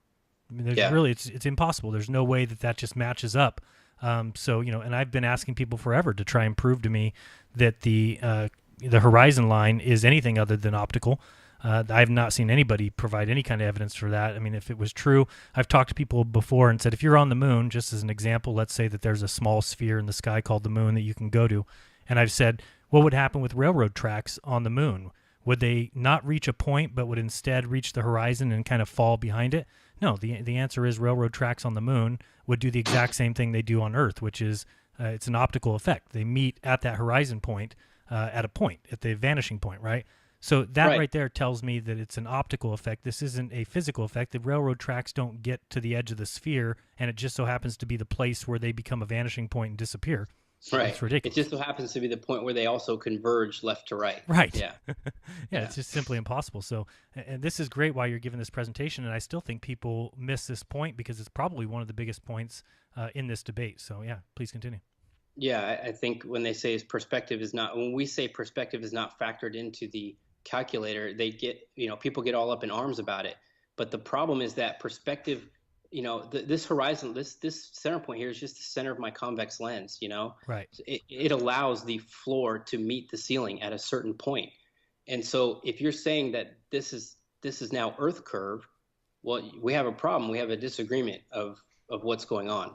So that's why we say it's not factored in, because it is the thing, right? It is the bulge. So my question is, and probably the easiest way that I could prove this to people, and I'll have to ask you because I'm not sure the answer, but if we have a tunnel, and let's say we have a 10-mile straight as an arrow tunnel, okay, and it's got no lights on the inside, so if you're standing at one side of that tunnel, I don't think you'd be able to see the light at the other side of the tunnel. You're 10 miles away.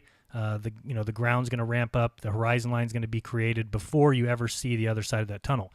My question would be, if somebody pulled out the very best telescope that there is, would that change? Or Right, that's the question. That's the question. And I have that same question. So I think they would if you were able to get the resolution down to a sufficient amount. I think they would. The calculation, I guess, I could do that. I don't have my phone with me right now. I have to do the calculation. But you could just do it by whatever that angle. So let's say the light is you'd have to determine whatever the light size would be, the radius of the light. Right. And then, but you know, again, there's other issues. So here's another just caveat to this. There's other issues just besides Rayleigh criteria that allow something to be resolved. There's also focal distance issues. There's brightness of the field. There is there's a lot of different things that are different. There's different calculations for resolution. So when people say, oh, it's just the wavelength of light divided by the diameter of the aperture, that's not necessarily true. There are other issues that go into whether or not we can resolve something. So okay, gotcha. That's something agree, that's something we can work on. You know, if we make a couple examples, maybe I'll make a video about it, because I think that's hugely telling. People tend to think that when they say, well, on flat Earth, wouldn't we be able to see forever? Wouldn't I be able to take this telescope and see the sun on the other side of the Earth? And really, I don't think you'd be able to take a telescope and see a light on the other side of a tunnel. So, I mean, if when we're talking about 10 miles, let alone when we're talking about a sun that's some 8 to 10,000 miles away. But go ahead and continue. We'll do that separately. Yeah, no, we're diffraction limited. And so they'll say, like, well, I can see a star. How come I can see a star that's 80 trillion miles away? Right. And you're like, well, because you're not seeing 80 trillion miles away. The star isn't that far. So hate to break it to you, but that's... Unless you make the stars super gigantic and super far, and it just gets into nonsense after that. But go ahead, this stuff's great. So here I have this Walmart example again. So again, I just got really close to the floor, and you can see now how the floor is essentially my lower 50% of vision, and how it kind of widened out. This red line is kind of where the corners of the floor are, right? And how they've already approximated this purple line just by lowering my height. Right. So if I were to remove these obstructions, right, and let's say this Walmart was now wiped out by a tornado and it just left the sky, right, I would still be at my height, right, and doing this. We already did this, so I'm not going to do it quite again. But now if I replace the floor with crops and I just stand up, this is what I see, right? So the same phenomenon where the flashlight disappeared in this example, the boat disappeared in this example, now I got a tractor in this example, whatever it is, they all are going to disappear at a certain point over this horizon. Which proves, concretely really that we're talking about an optical effect. It's the way we see, and it works in every issue. It's not just an outdoor issue. It's just simply when we're inside or in a hallway, we've got walls and things to contain that view. But you're right, you can just wipe them away or picture them being unfolded backwards, and you're going to end up with what you see here, a horizon line. Right. So see how vision does this. So I'm comparing the walls to this red line right here. Right. This is the orthogonal line along which I've scaled this particular image. So this is like at 2 feet high, 2 feet high. Now I go down to 1 foot. See what happens to the red line, right? It gets it starts to approximate this purple line. Now I'm going to go down to 1 centimeter or a couple, like an inch or whatever it is off the ground. Right. Now the red line is essentially, because it's just how our vision works. As I get closer to the tangible surface, it's taking up more of the field. These lateral obstructions they're not as much of an issue anymore. If I were to remove these walls and just stand up, again, I see a horizontal vanishing line still. I have no walls to compress my vision inward. And so I see something like this, right? I see something like this. So you don't have walls pressing your vanishing point inward. In this case, you have the crop lines. So my blue lines are off a little bit in this photo.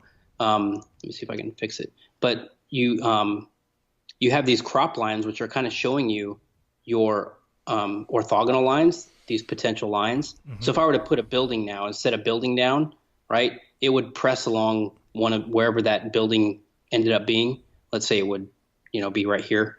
Then these crop lines would now just be within a building, right? I remove the walls and now I blow the building away. And now I'm left with more and more crop lines, and it just extends out to a horizontal vanishing line. Anyway, does that make sense? Absolutely. Yep, I get it. It's just how our vision works. We don't have tangible surfaces compressing information. We're going to extend it out to a horizontal vanishing line. So here's the small obstruction example. So I'm only going to do a couple of these, and then refraction. Then we'll finish up. Okay. So we talked about how this ramps up quickly. So this is this ramping up phenomenon, this red line, right? It ramps up quickly, and then we have this long plateau period before we may even see where the distant object is. So in this case, they don't have golf balls in Keynote, so I had to use a baseball. But this red line is this kind of ramping, and this purple line is now my plateau period, okay? So red line is still ramping, and then I have this plateau period within perspective. Gotcha. And now if I were to have a small obstruction, say this size right here, this little blue triangle, how big does that have to be to completely obstruct this ball at 130 feet away? Right. All right? So I'm assuming now, I have to assume that I've lost some information of this golf ball due to diffraction. In other words, this has set a certain amount because it's greater than 95 feet away. I determined that my horizon distance at this particular height, which is 1 centimeter, was 95 feet away. Okay? Right. And the way we did that was that calculation earlier. All right. So assuming that I'm now looking at something beyond 95 feet away, 130 feet, it's going to have set a certain amount. And the amount that it's going to set is 0.55 inches worth of information. And the way you calculate that is just you take your distance to the object and you multiply it by the resolution limit, and you're going to get a loss rate. Okay? Beautiful. So this is the loss rate. I now subtract this loss that I think this golf ball has set a little bit within the field to get what the remaining amount of golf ball is above the purple line that I should be able to see. And so I come out to 1.13 inches. So let's just say that that's what I'm looking at, 1.13 inches worth of golf ball because I've lost a little bit of it. And if that doesn't make sense to you, just disregard that altogether, and you can just use 1.68 inches. It doesn't matter. But that's how I calculate this out. So you can use similar triangles here. So because I know this angle is the same between this half of the golf ball and this purple triangle or this blue triangle, right? It's all within the same yellow angle, right? So I can just use similar triangles to see whatever the height of this obstruction needs to be to completely obscure all of this information within this yellow triangle. Does that make sense? Yep. Okay, so you just use ratios. So for this particular case, I use 1.13 inches because I assumed 0.55 inches is lost from diffraction. And so I end up with this 1.13 amount. That's this top number here. So that's going to give me, and that is the object across 130 feet. And it's going to equal X amount of the triangle across 30 feet. So the example is, for a 1 foot or for a centimeter off the floor, how small does an obstruction have to be 30 feet away to obstruct the bottom half of the golf ball 130 feet away? That's my example. Okay. So the answer is 3 millimeters. Okay. So that's crazy, right? Wow. That's a really small amount to obscure just the bottom half of this golf ball. But if you look at this image in perspective, you could see how something right here, 3 millimeters worth possibly, or let's say even 6 millimeter, maybe a centimeter worth, right? Up to about yay of this golf ball would totally, you can't even see that golf ball. Absolutely. Right? Yep. The light is like barely visible in this photo, and the golf ball, I can't even blow this thing up to find this golf ball sometimes. It's like a dot back here. So that to me, so now I just take this and extrapolate to other examples, right? So now I'm going to say, how tall does something have to be at 60 feet away to obscure something 360 feet away? That is 0.4 inches worth of light, right? So now I'm going to say this light was obscured from a small obstruction in the foreground. How big of a small obstruction? Well, if you do this by similar triangles, assuming that you're on this plateau region within perspective, it's very small, right? Because things get really tiny at 360 feet away. But things at 60 feet away, right, they don't have to be quite as small and to completely obscure that thing in the foreground. So, and then you can take it for a ship example, and you can say, all right, given a 6-foot observer with 1 arc minute of resolution, how big would a wave have to be at a quarter mile away? Now, I probably should have done this at a half mile or even a mile, right? But I did it at a quarter mile, and I probably should, because we saw that cresting wave was at least half about mile. a mile. So a quarter mile might be like somewhere in here. Okay. So this one, I might need to modify this one a little bit. But the take-home message is that, let's say it's a 3-foot wave, right? I said a 1.5-foot wave would obstruct the bottom half of the boat. But so let's say it's a 3-foot wave. A 3-foot wave would obstruct the bottom half of the boat, right? So Absolutely. a 250-foot tall boat, that's 20 miles away. Right, and that Right. doesn't even bring into account if you want to start talking about swell, which the swell is Right. often, double digits feet, and you may not be able Right. to see that from the shore, but it certainly would block if you're talking about a swell that's popped out a half mile. Think of how much that would cover easily a 250-foot boat, 20 miles away. But go ahead. And I think Ranty's kind of brought that up recently too, about something called, I think he brought up recently, it's a barotropic tide phenomenon, where there's all these swells within water currents, and underneath, there's different temperatures and different things that cause these bulges within water. Right. So water levels can have kind of an uneven surface to themselves, just like possibly a floor could be uneven. Correct. So, and so then we get into, so that hopefully that's from just kind of a physical standpoint of like how a small obstruction could obscure something further away, because it's just, again, we have this plateau effect within perspective, and things ride along this plateau for a long time before they actually start to kind of set and move away. So something small that's up on that plateau relatively nearby, just like we did that cresting wave example, something tall enough to go above the purple line in choppy water or whatever would totally obstruct something further away easily. And it doesn't have to be a curved surface, right? So you don't have to invoke curvature for that phenomenon. That's just a normal everyday aspect of vision. Right. So Dr. John D, I know you're aware, so he's done some great stuff, and I got a lot of my refraction stuff from him, and kind of how he's done a lot of these, and you've done a lot of laser stuff too, where and I don't know if this is maybe what happened when you did your experiment, or you saw that things got obscured, or whether or not the bushes were in the way or whatnot. I don't know, but it's possible too that because you were near now I will say that body of water is relatively small that you were next to, right? Yeah, for the most part. But I don't know, I think the water emits, in general. It does absorb a little bit during the night, but for the most part, water is an emitting thing. It has a large specific heat, or it has the specific heat of water allows, the trapping of a lot of heat. And as there's a great, if you go to the Metabunk 7/6R discussion, there's a lot of contradictions in there, but everyone, the site that the source that they cited essentially says, oh yeah, well, water emits during the day. It actually makes the air above the water a little less dense. And you're like, what? Oh, wait, boy. back up. You can't be admitting that, right? Because Right. you just blew the whole argument out of the water, so to speak. So anyway, the point is, I think for the most part, upward refraction is the standard. If you were to say that there was a standard refraction, I say that in general, the optical density of something increases in height. And I think we're kind of coming to terms with that with some of these observations. So that's what I kind of want to bring into next, and I'll try to get through it as quick as I can. But this is from the Stephen Hawking episode, right? And so I know you've seen this before, where they have the boat and the 3-mile laser, right? Oh, yeah.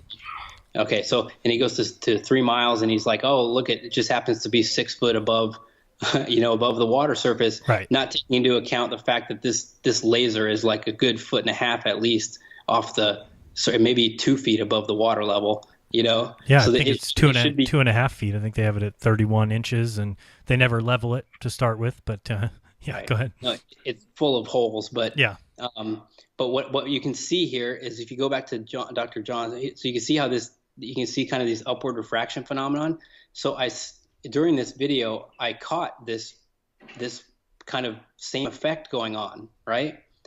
for a split second within the frame. So I freeze captured it or whatever. And but to me, this is just upward refraction. So their version of what's going on in this thing is that the Earth is falling away from you, right? The water is bending down, right? And this boat has sunk down across the water. This laser is straight, and that's why it's risen up, right? Right.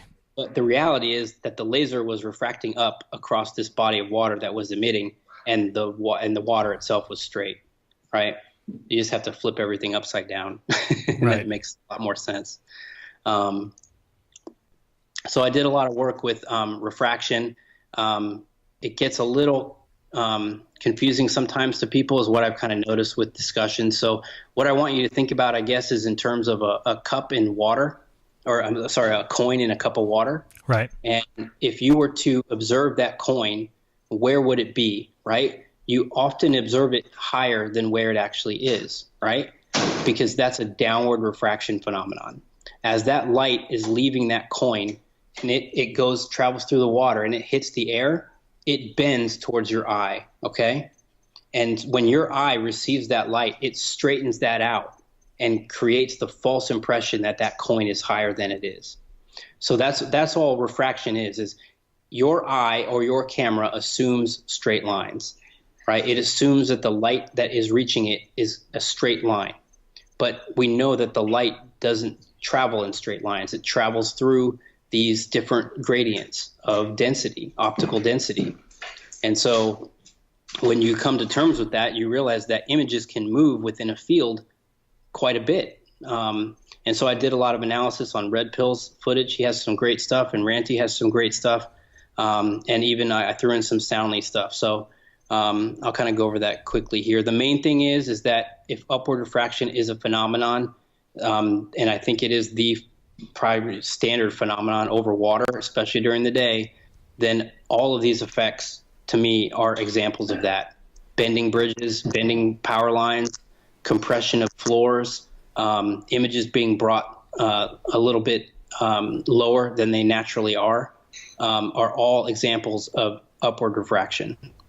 And so when this upward refraction is somewhat gradual, then the compression of those aspects is gradual. If it's abrupt, right, so I have this density gradient really rapidly diminishing, well, then you can get this differential floor compression phenomenon. And Ranty's shown some boat compression issues. And this kind of compression issue to me is just a rapidly dissipating optical density, or rapidly increasing, let's say, right? It's increasing in density. Mm-hmm. In other words, the air above the water is a lot warmer than the air as it moves up. And we know that to be the case, right? Temperature does get lower with height. And temperature is by far the largest factor within refraction. So this is from Ranty. So Ranty, he did this somewhat inadvertently, but what he did was on one day, he was capturing some footage, and he just, from a really quick point in time, he went from a 4-foot elevation to a 9-foot to a 14-foot elevation, okay, within a very short amount of time, all right? And on another day, he was doing a time lapse from roughly the same area, and he set his camera down at 4 foot, okay? And he just let it roll for, I think, 2.5, 3 hours, and the tide was coming in. But what you see and what I did with the yellow lines is I'm just doing the center of frame. Where's the center of frame for his camera? Gotcha. And I standardized it to the corners of each. So you can't see the corners here, but they're put to the corners of each frame, where you can get the central vanishing point of each frame. And so you see this mirror line, horizon line, right, or this inversion point is low over here, and you have X amount of lighthouse right here, right? And throughout the day, as the water is, you get kind of less upward refraction phenomenon occurring. That's what I think is happening anyway. This thing rises to a more stable position, and it's lower when you have more upward refraction to begin with. So the reason I say that is because, so if you look at these two images, right, the 14-foot elevation is almost the exact same thing as this 4-foot elevation at 9:30 a.m., right? This 4-foot elevation is the same thing as this 4-foot elevation at 10:15 a.m. This 9-foot is the same, right? So the entire image was brought up throughout the day, Right. right? So, and you can see the lighthouse here. The lighthouse, the mirror inflection, the inflection point kind of is down here, right? And here's the yellow line. And as throughout the day, it gets higher within the frame. So, so Travis from The Plain Truth, he just did this one recently. And I thought this was awesome. So he did a still, and this is also a time lapse. The camera's not moving at all, right? It's set there. It's not moving. He takes a still shot at a certain time frame and then just watches this thing move. And so when you look at his video, and the link will be in the description, you'll see how this entire thing moves downward within the frame, right? And so this is him just taking another still shot, or this is actually, I think I still shot at his video at this point when it was low down, right? So you can see how an object bodily moves just from refraction phenomenon within a time lapse, right? And look at this one; it's even more dramatic, right? So this was a still shot when he reoriented his camera, and then he allowed it to time lapse as it went down, right? And this one went all the way down here, right? So just show. Have you ever seen the Skunk Bay footage, the Skunk Bay time lapse? Oh yeah, definitely. Right. So you can see how just throughout a day, like stuff can move a crazy amount. So for anyone to to say like, oh, I made this observation over water and look how much is cut off, and that's and how much is visible, and that's proof of X, Y, Z. That's crazy, right? You're just taking a snapshot of a point in time. If you were to sit there and set your camera up, you would see the amount of refraction that's going on. Right. So this is some really cool stuff here. So Red Pill, I encourage everyone to look at this video. So in early January of 2019, and he'd been taking this footage of this condominium for several months, right? And he's trying to get this lighthouse, but he just so happened to pan over to this condominium each time, in each of these times he went out. And so what I was able to do is I was able to grab this nearby tree line and standardize these images against one another, right? Because he had roughly the same observer height for each one of these times he went out, okay? Right. And so in January, he caught this footage here, which is this third image over. And you can see where the apparent horizon line is, roughly 6 foot observer across the way. And the reason I say this is because it's also this image down here. So I just drew my purple line. It's roughly where his height would be. Gotcha. 14, 15 miles across the water where this condominium complex is. And so I was able to use that as kind of a standard, and as, compared to this tree line. Now, how do these other images on these other days stack up against that, right? And so what you end up seeing is this entire complex has different positions. And what I'm doing here on the right is I'm just blowing this thing up sequentially, keeping the heights the same, okay, across each image, right? So that the purple line is the same across each one, but you're seeing more and more levels of zoom. So this fourth image here is the next day, the very next day after he took this awesome footage, he went out and he took this footage, right? And you can see all this inversion going on, right? You see all the mirroring going on. You see where the top stacks of the condominium are now, yep, compared to the tree line. They're dropped immensely, right? So, I mean, look at this image here, right here. See where these stacks are, and now compared to here, totally different images. So Absolutely. What that told me was that on the best days, when you see the furthest and you have the best resolution and the least compression of these floors, right? This floor compression issue, this miraging issue, those days your horizon line is going to be higher, not lower.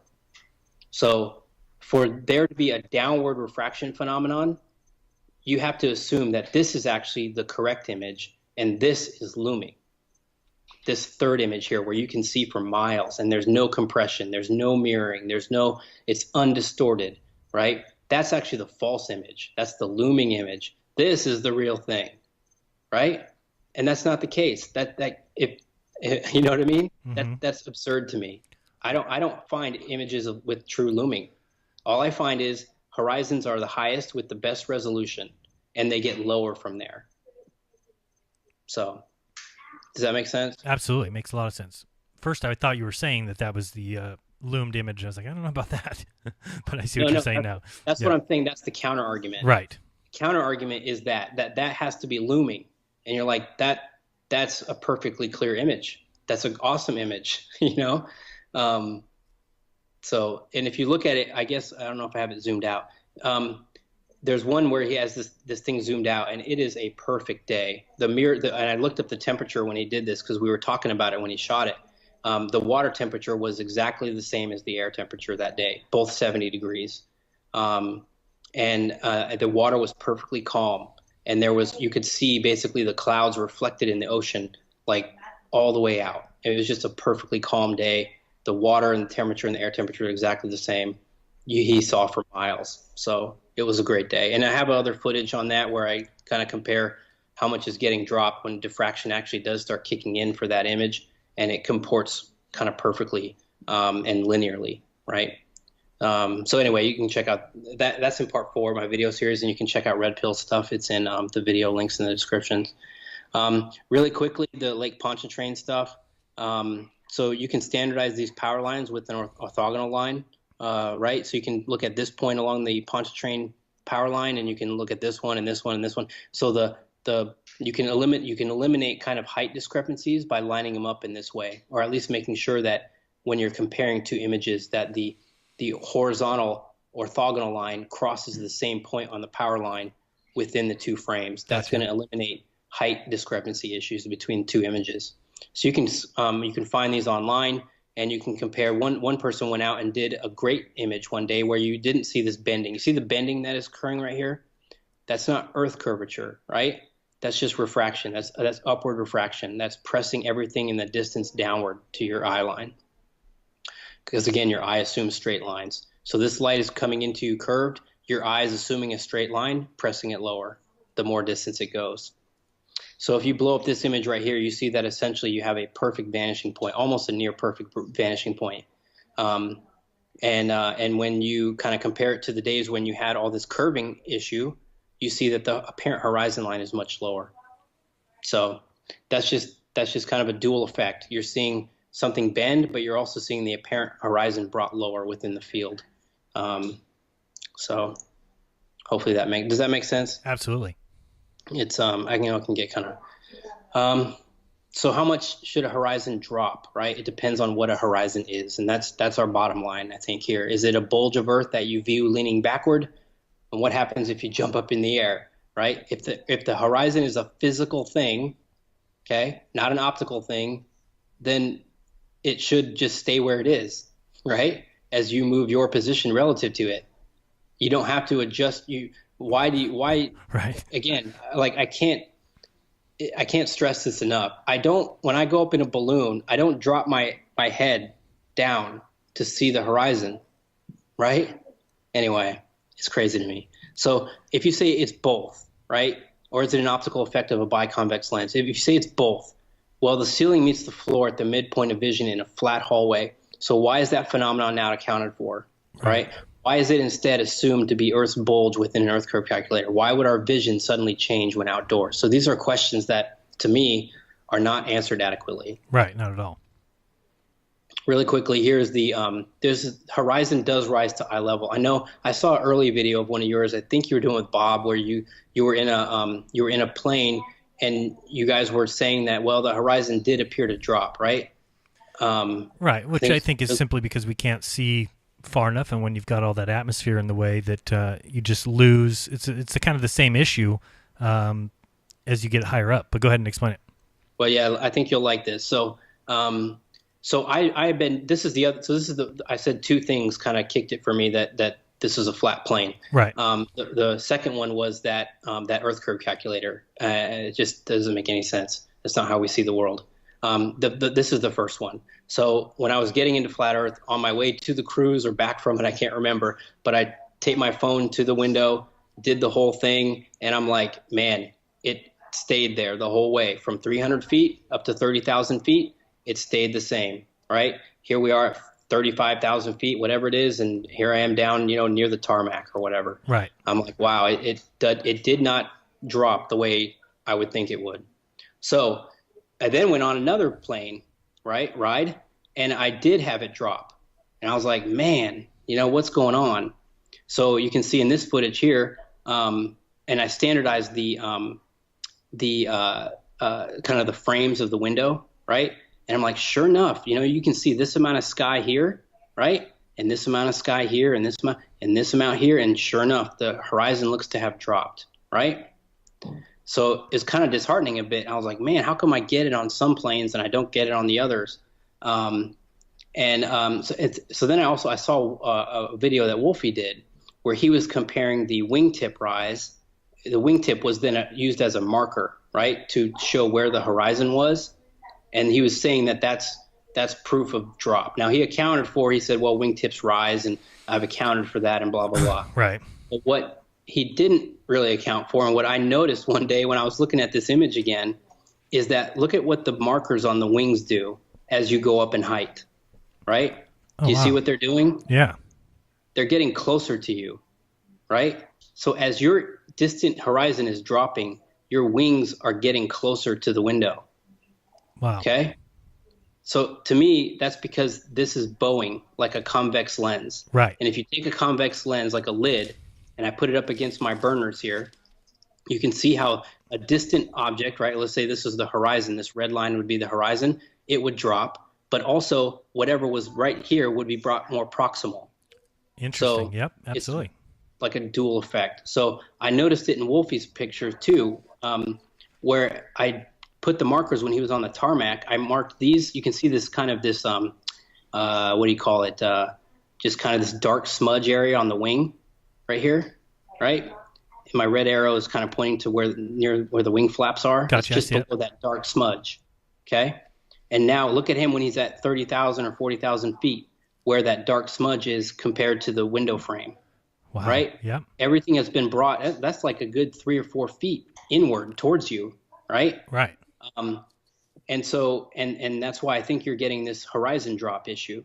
Now, my other thought was, okay, what if the wing is rising within the field of view, right? And that's why it's apparently being brought closer to you, right? Right. Does that make sense? Yeah. So I was like, what about that? Right. Well, so I looked up a bunch of wing flex, videos and everything. And what you notice when you compare these two images is that the proximal wing, right, from the engine, about yay, does not flex, right? But after that. All the flex is here in the outer aspects of the wing, okay?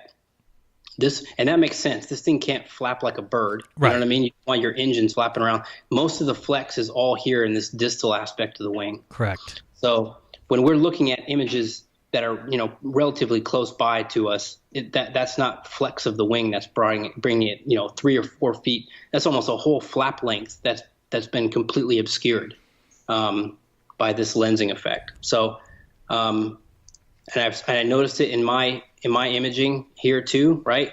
So here's this flat marker, and as I went up in height, it got closer to me. Okay, so that's just food for thought. I think that's kind of what's going on. I don't know which pane is flexing. I looked up the panes, and there's 3 panes to a window. The first one is usually that inner plastic one.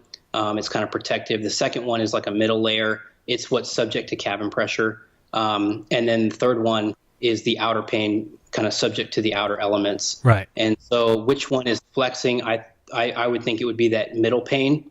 I wouldn't think the outer pane would flex as much because it would create like a stress issue for the cabin. Right. But I could see how this middle layer could totally flex outward, and it would get increasing in height. So as cabin pressure went up, the higher you went up in altitude, this would bow out a little bit more, create more of a lensing effect. So it would make the horizon appear to drop, and it would bring the wing proximal to you.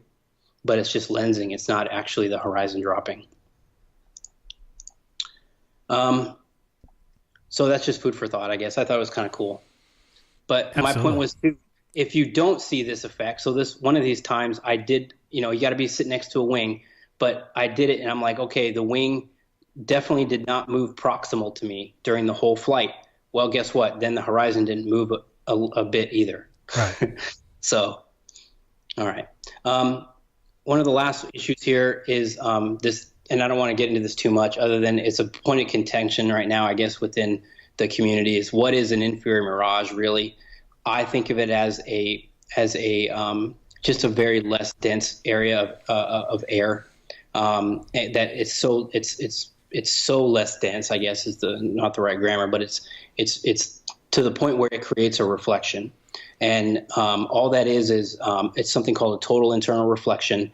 And light is going to refract a certain amount when it goes from more dense to less dense. And this is upward refraction right here, right? When you have this less dense layer over the water, this light is refracting upward to your eye, okay? Gotcha. Now, as the light gets more and more shallow and the incident angle gets kind of flatter as it moves towards the observer, right? It's coming at you now at more of an angle parallel to the surface layer. It's going to reach a certain point called the critical angle. And once it reaches that critical angle, it essentially skips off the layer, okay? So instead of going through the layer, it skips off of it and returns at the same angle at which it entered. So this is called the reflected angle, and it's the same as the incident angle. And so that when it does that, it's just a reflection, and it's called a total internal reflection. So when you see this in water, right, so the water is more dense, then you have the less dense area of air above it, you'll see like the famous one is like this turtle, right? You're seeing this kind of inverted turtle in the water line. And that's because you're seeing the reflection of the turtle if you're underneath the water. But the same occurs if you have a density gradient in the air. And instead of water, it's just more dense air. The same would occur, but in reverse. And that's what I think is occurring with a total internal reflection. Or as a total internal reflection with an inferior mirage. There are other theories that it could be just the roughness of the water creating a shimmering or kind of effect. I don't have a problem with that necessarily, other than I don't like the way when Wide Awake showed he did some great footage. I don't like it just from a conceptual standpoint that this boat, as it moves away from you, this mirage actually moves up within the boat itself, right? Yeah. And to me, the reason is because it's getting encompassed kind of by this less dense medium as it moves away. The other point I wanted to make about this is that when you view this guy right here, right? This guy is 6 feet off the water. What is he going to view when he turns into 1 point perspective? He's going to view the water line at his eye line, right? Because that's how perspective works. It rotates the floor to meet the ceiling. So this purple line is going to have water all the way below it, even though we know there's a 6 foot gap between you and the water. Absolutely. Does that make sense? Absolutely. Yep. Right. So now I fill this gap up with dirty air or junky air. We'll call it this really less optically dense air, warm air. And now a boat's traveling away within it. Well, what we would see in perspective is the same thing. This purple line is still going to represent the water line far away, right? And this boat's going to start to actually ascend within this layer. But it's just ascending within water. It's not floating in air. Right. Okay. So I hope that makes sense. Absolutely, yeah. Talked about that many times. To me, it gets enveloped within this layer as it moves away. So you see where the mirror line is on this boat is kind of down when it's close, and then it gets a little higher on the boat, and then it's a little higher on the boat. To me, it's because you're moving. It's just the refraction layer is a little bit less towards the top, or this reflection issue is a little bit less towards the top aspects of objects than it is towards the bottom. And because it's a little bit more warmer near the bottom of the air than it is as it moves up in temperature. That's the only thing I can say about it. People, feel free to make up your own opinions on what you think the inferior mirage is. I don't really want to get into it more than that because I don't know that it's a super critical point. As long as we agree that the purple line is going to have water below it. Now, I know some people have said that this blue line, where the apparent water line is, where you can still see water, is the horizon. And that this is dirty air that's just blocking what you normally would see on the boat. Yeah, no, I don't think so. That's the case. And here's the reason, is because where is this blue line within perspective, right? It's actually really close. Really close, yeah. And if you're looking at 3 miles, it could be a mile away.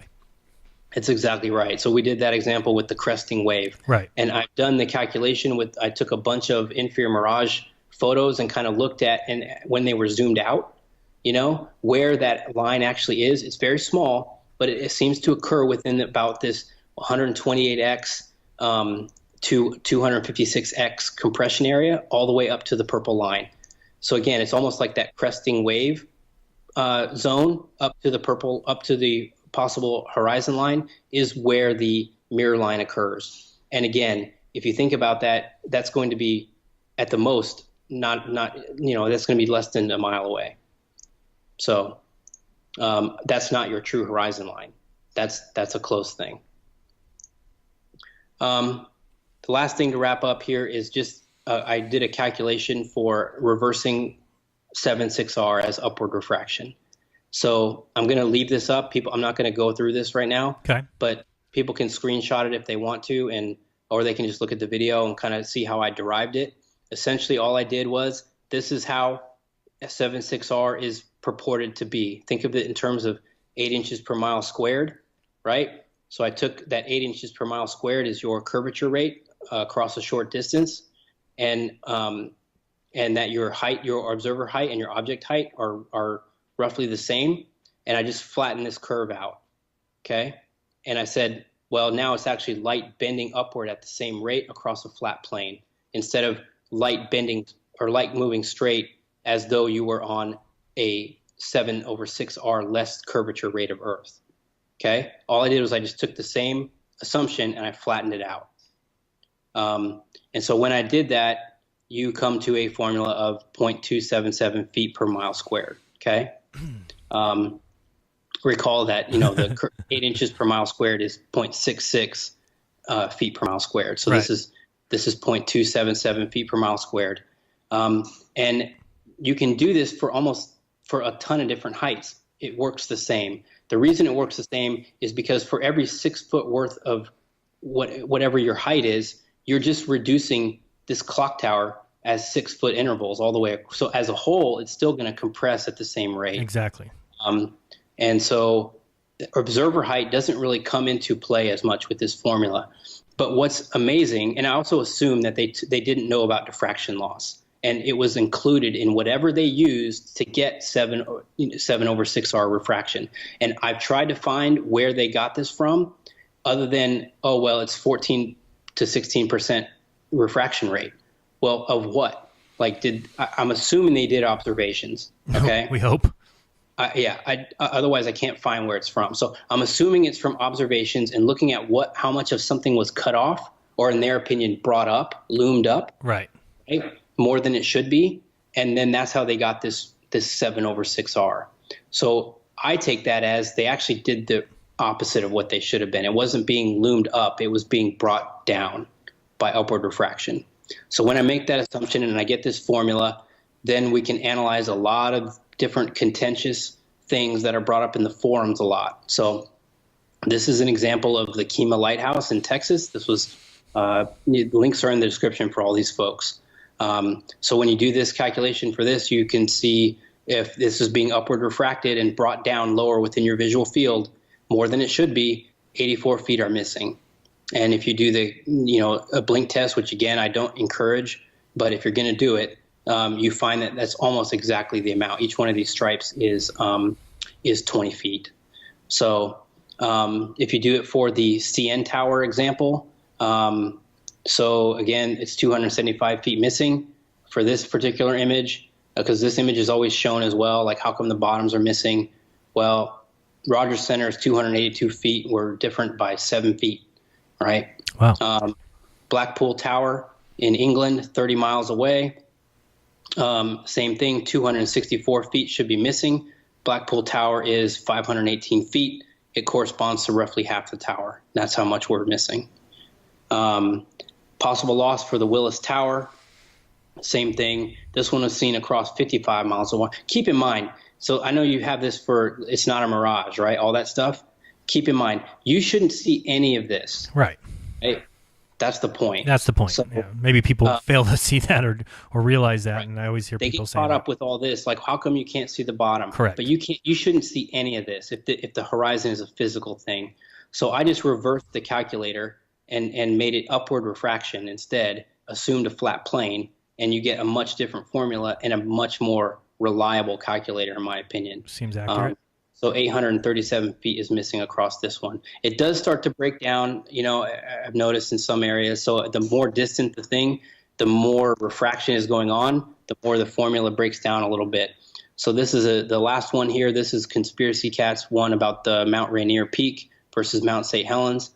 I don't want to go into this. I know we're getting late, but the main thing here is that whether or not this is a perspective issue alone or a refraction issue. And I kind of go to the point where I don't think it's a perspective issue, because Mount Rainier is twice as big as Mount St. Helens and is twice as far away. It should be roughly the same angular size. And so if you were to reduce your height all the way down to sea level or the base of the mountain, these two blocks, right? If the yellow block is twice as far as the gray block, but in orthographic view, they're exactly the same size. Right. Angular size wise, this yellow block is actually going to be the same size as the gray block because it's twice as big and it's twice as far away. It therefore is the same angular size. Okay. Right. So to me, then I was like, well, that should not account for Mount Rainier being shorter than Mount St. Helens. So is there a refraction in the distance pushing this peak down a little bit within our visual field? So I did some searching, and you can see that from this point, there's a large body of water between the two. And so to me, that's possibly what's causing some turbulence in the air, creating a bit of a refraction behind Mount St. Helens, but before Mount Rainier. And so when I do the calculation that way, I come out with 2,966 feet loss versus what we see in the picture of 3,580. So I'm off by about 500 feet. So again, the greater the distance, though, the more the refraction issues, not only just over water, but just air in general. And so if you change the calculator to 0.33, feet per mile squared, you come out with that's the exact number that you should. So it's all just refraction, in my opinion. And then the last part here, so I keep saying last part, but this whole personal dome issue and why we see angular size issues with the sun or why we don't see angular size issues with the sun. I know Walter Bislin, he's not a flat earther by any stretch, right? But he actually put together a decent, and I believe he did the model, right? I think that's on his website. Yep. It's actually good. So kudos to him for doing that. But you can kind of see how for some people the North Pole issues and the South Pole issues can be resolved by this personal dome. And I know you've talked about that. It's been talked about on Globebusters and so forth. But to me, what is causing the personal dome, right? And I don't know if upward refraction is truly a normal phenomenon. In other words, temperature increasing or decreasing with height, such that it creates a pretty dramatic effect on what we see. Then that, to me, you can see how I bent these rays of light for a sun, Anyway, I'll put it to you this way. I took basically Soundly's bridge and I reversed it. So what would you see if the bridge was now high up in the sky and moving away from you, but your light rays were getting bent to the observer in an upward manner? Mm-hmm. You would see the bridge essentially bent down to your eye line. And so I kind of tried to represent that here with this blue thing. When this does this, it's going to diminish in angular size to lesser of a degree because it's not moving as far away from you. It's kind of being refracted and brought inward towards the observer. And so that's how I envision this anyway. And so instead of the sun moving away on a straight line, it's possibly moving down on an arc. And that may be why, the angular size doesn't diminish quite as much, is because it's more on an arc and less on a straight line. And that's, I know it does change in angular size and it does all whole kind of crazy stuff. So I don't want to get into that too much, but I just know that whenever we talk about these issues and we talk about real like floor examples and all these, it's always brought up. Well, what about the sun? Right. It's like the Achilles. It's like they know it's a complex subject and they know it's like the go-to is like, well, what about the sun? So, well, here's a possible scenario for the sun. And I gave this a big if right here, right? I don't know. It's totally speculation on my part. So people can use it or not use it. I don't know what I think it is a personal dome effect. I don't know what it's caused from. This may be part of the formula. I don't know. So again, this is the overall argument. Things can disappear with distance due to a variety of things. And I saw someone debating the other day, well, first it was perspective, then it was diffraction, then it was refraction, then it was obstructions. Which one is it? And they were getting frustrated, right? Well, to me, the answer is it's all of these things, Right. or it can be any one of these things, or it can be a combination of these things. And the issue is complicated. And I think all of these things have a very plausible explanation. And I hope I've imparted that to people, that each of these things has a very a simple way of creating this obstruction issue that we see. So again, so what is this? That's my main point of the presentation, right? Is it this, right? The bulge of Earth set across a straight eye line? Or is it more something like this, like we see in every hallway or in every example of perspective that we know of? And so, again, this is the take home to me. Things get smaller as they move away. Your horizon rises to eye level. You do not continually shift your eye level downward to see a falling horizon, right? All these Earth curve calculators.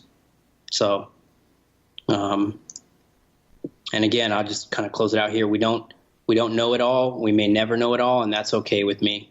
And to me, you know, our knowledge of what we're supposed to see of this world is guarded in the end.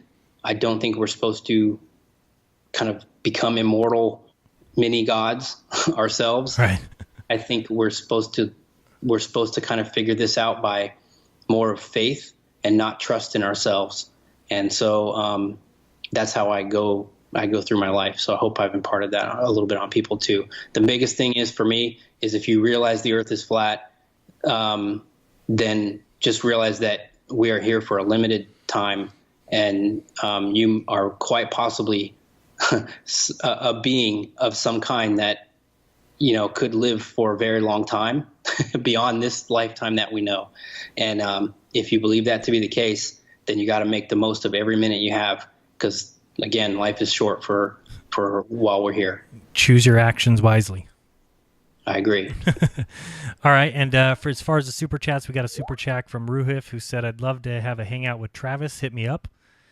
We got Tim Drake, who said, "Israel hell." Thank you very much for that. The Mind of God sent one, and Simon Hart. So thank you guys for those super chats. I do appreciate it. Yeah, that was an excellent presentation tonight. I want to thank Travis so much for joining me and presenting for us.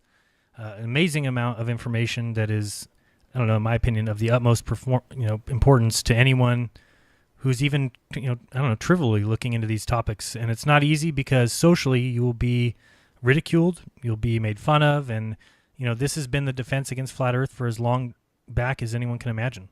By putting it in the mainstream as idiotic, as an ancient desert wandering belief, they've effectively steered any kind of real research, any real testing, any real questioning from ever being even considered. So, showing Israel crashing on their attempt to land on the moon today is just another way to try and show flat Earth research as idiotic. How do these people question the shape of the Earth when Israel crashed on the moon? They need spherical coordinates. They need mathematics. Or the craft would never get there. Would never make it to the moon. So there's basically a concerted effort against looking into this line of research. Everyone's noticed it. It's as obvious as day. The joint efforts of Nat Geo, the History Channel, BBC. Brian Cox has actually said that, to his knowledge, no person has ever thought that the Earth was flat. And people gobble it up. They believe that. So when you see a presentation like this, I really hope that you start to see why they don't want you looking into this. Because there are other explanations. Just like Travis said, there are better explanations. Explanations which take reality into account, take optics into account, and not try to explain the world to you mathematically with no regard to any kind of experiment or testing, and just simply, you better believe it because math is reality. This is the way it is.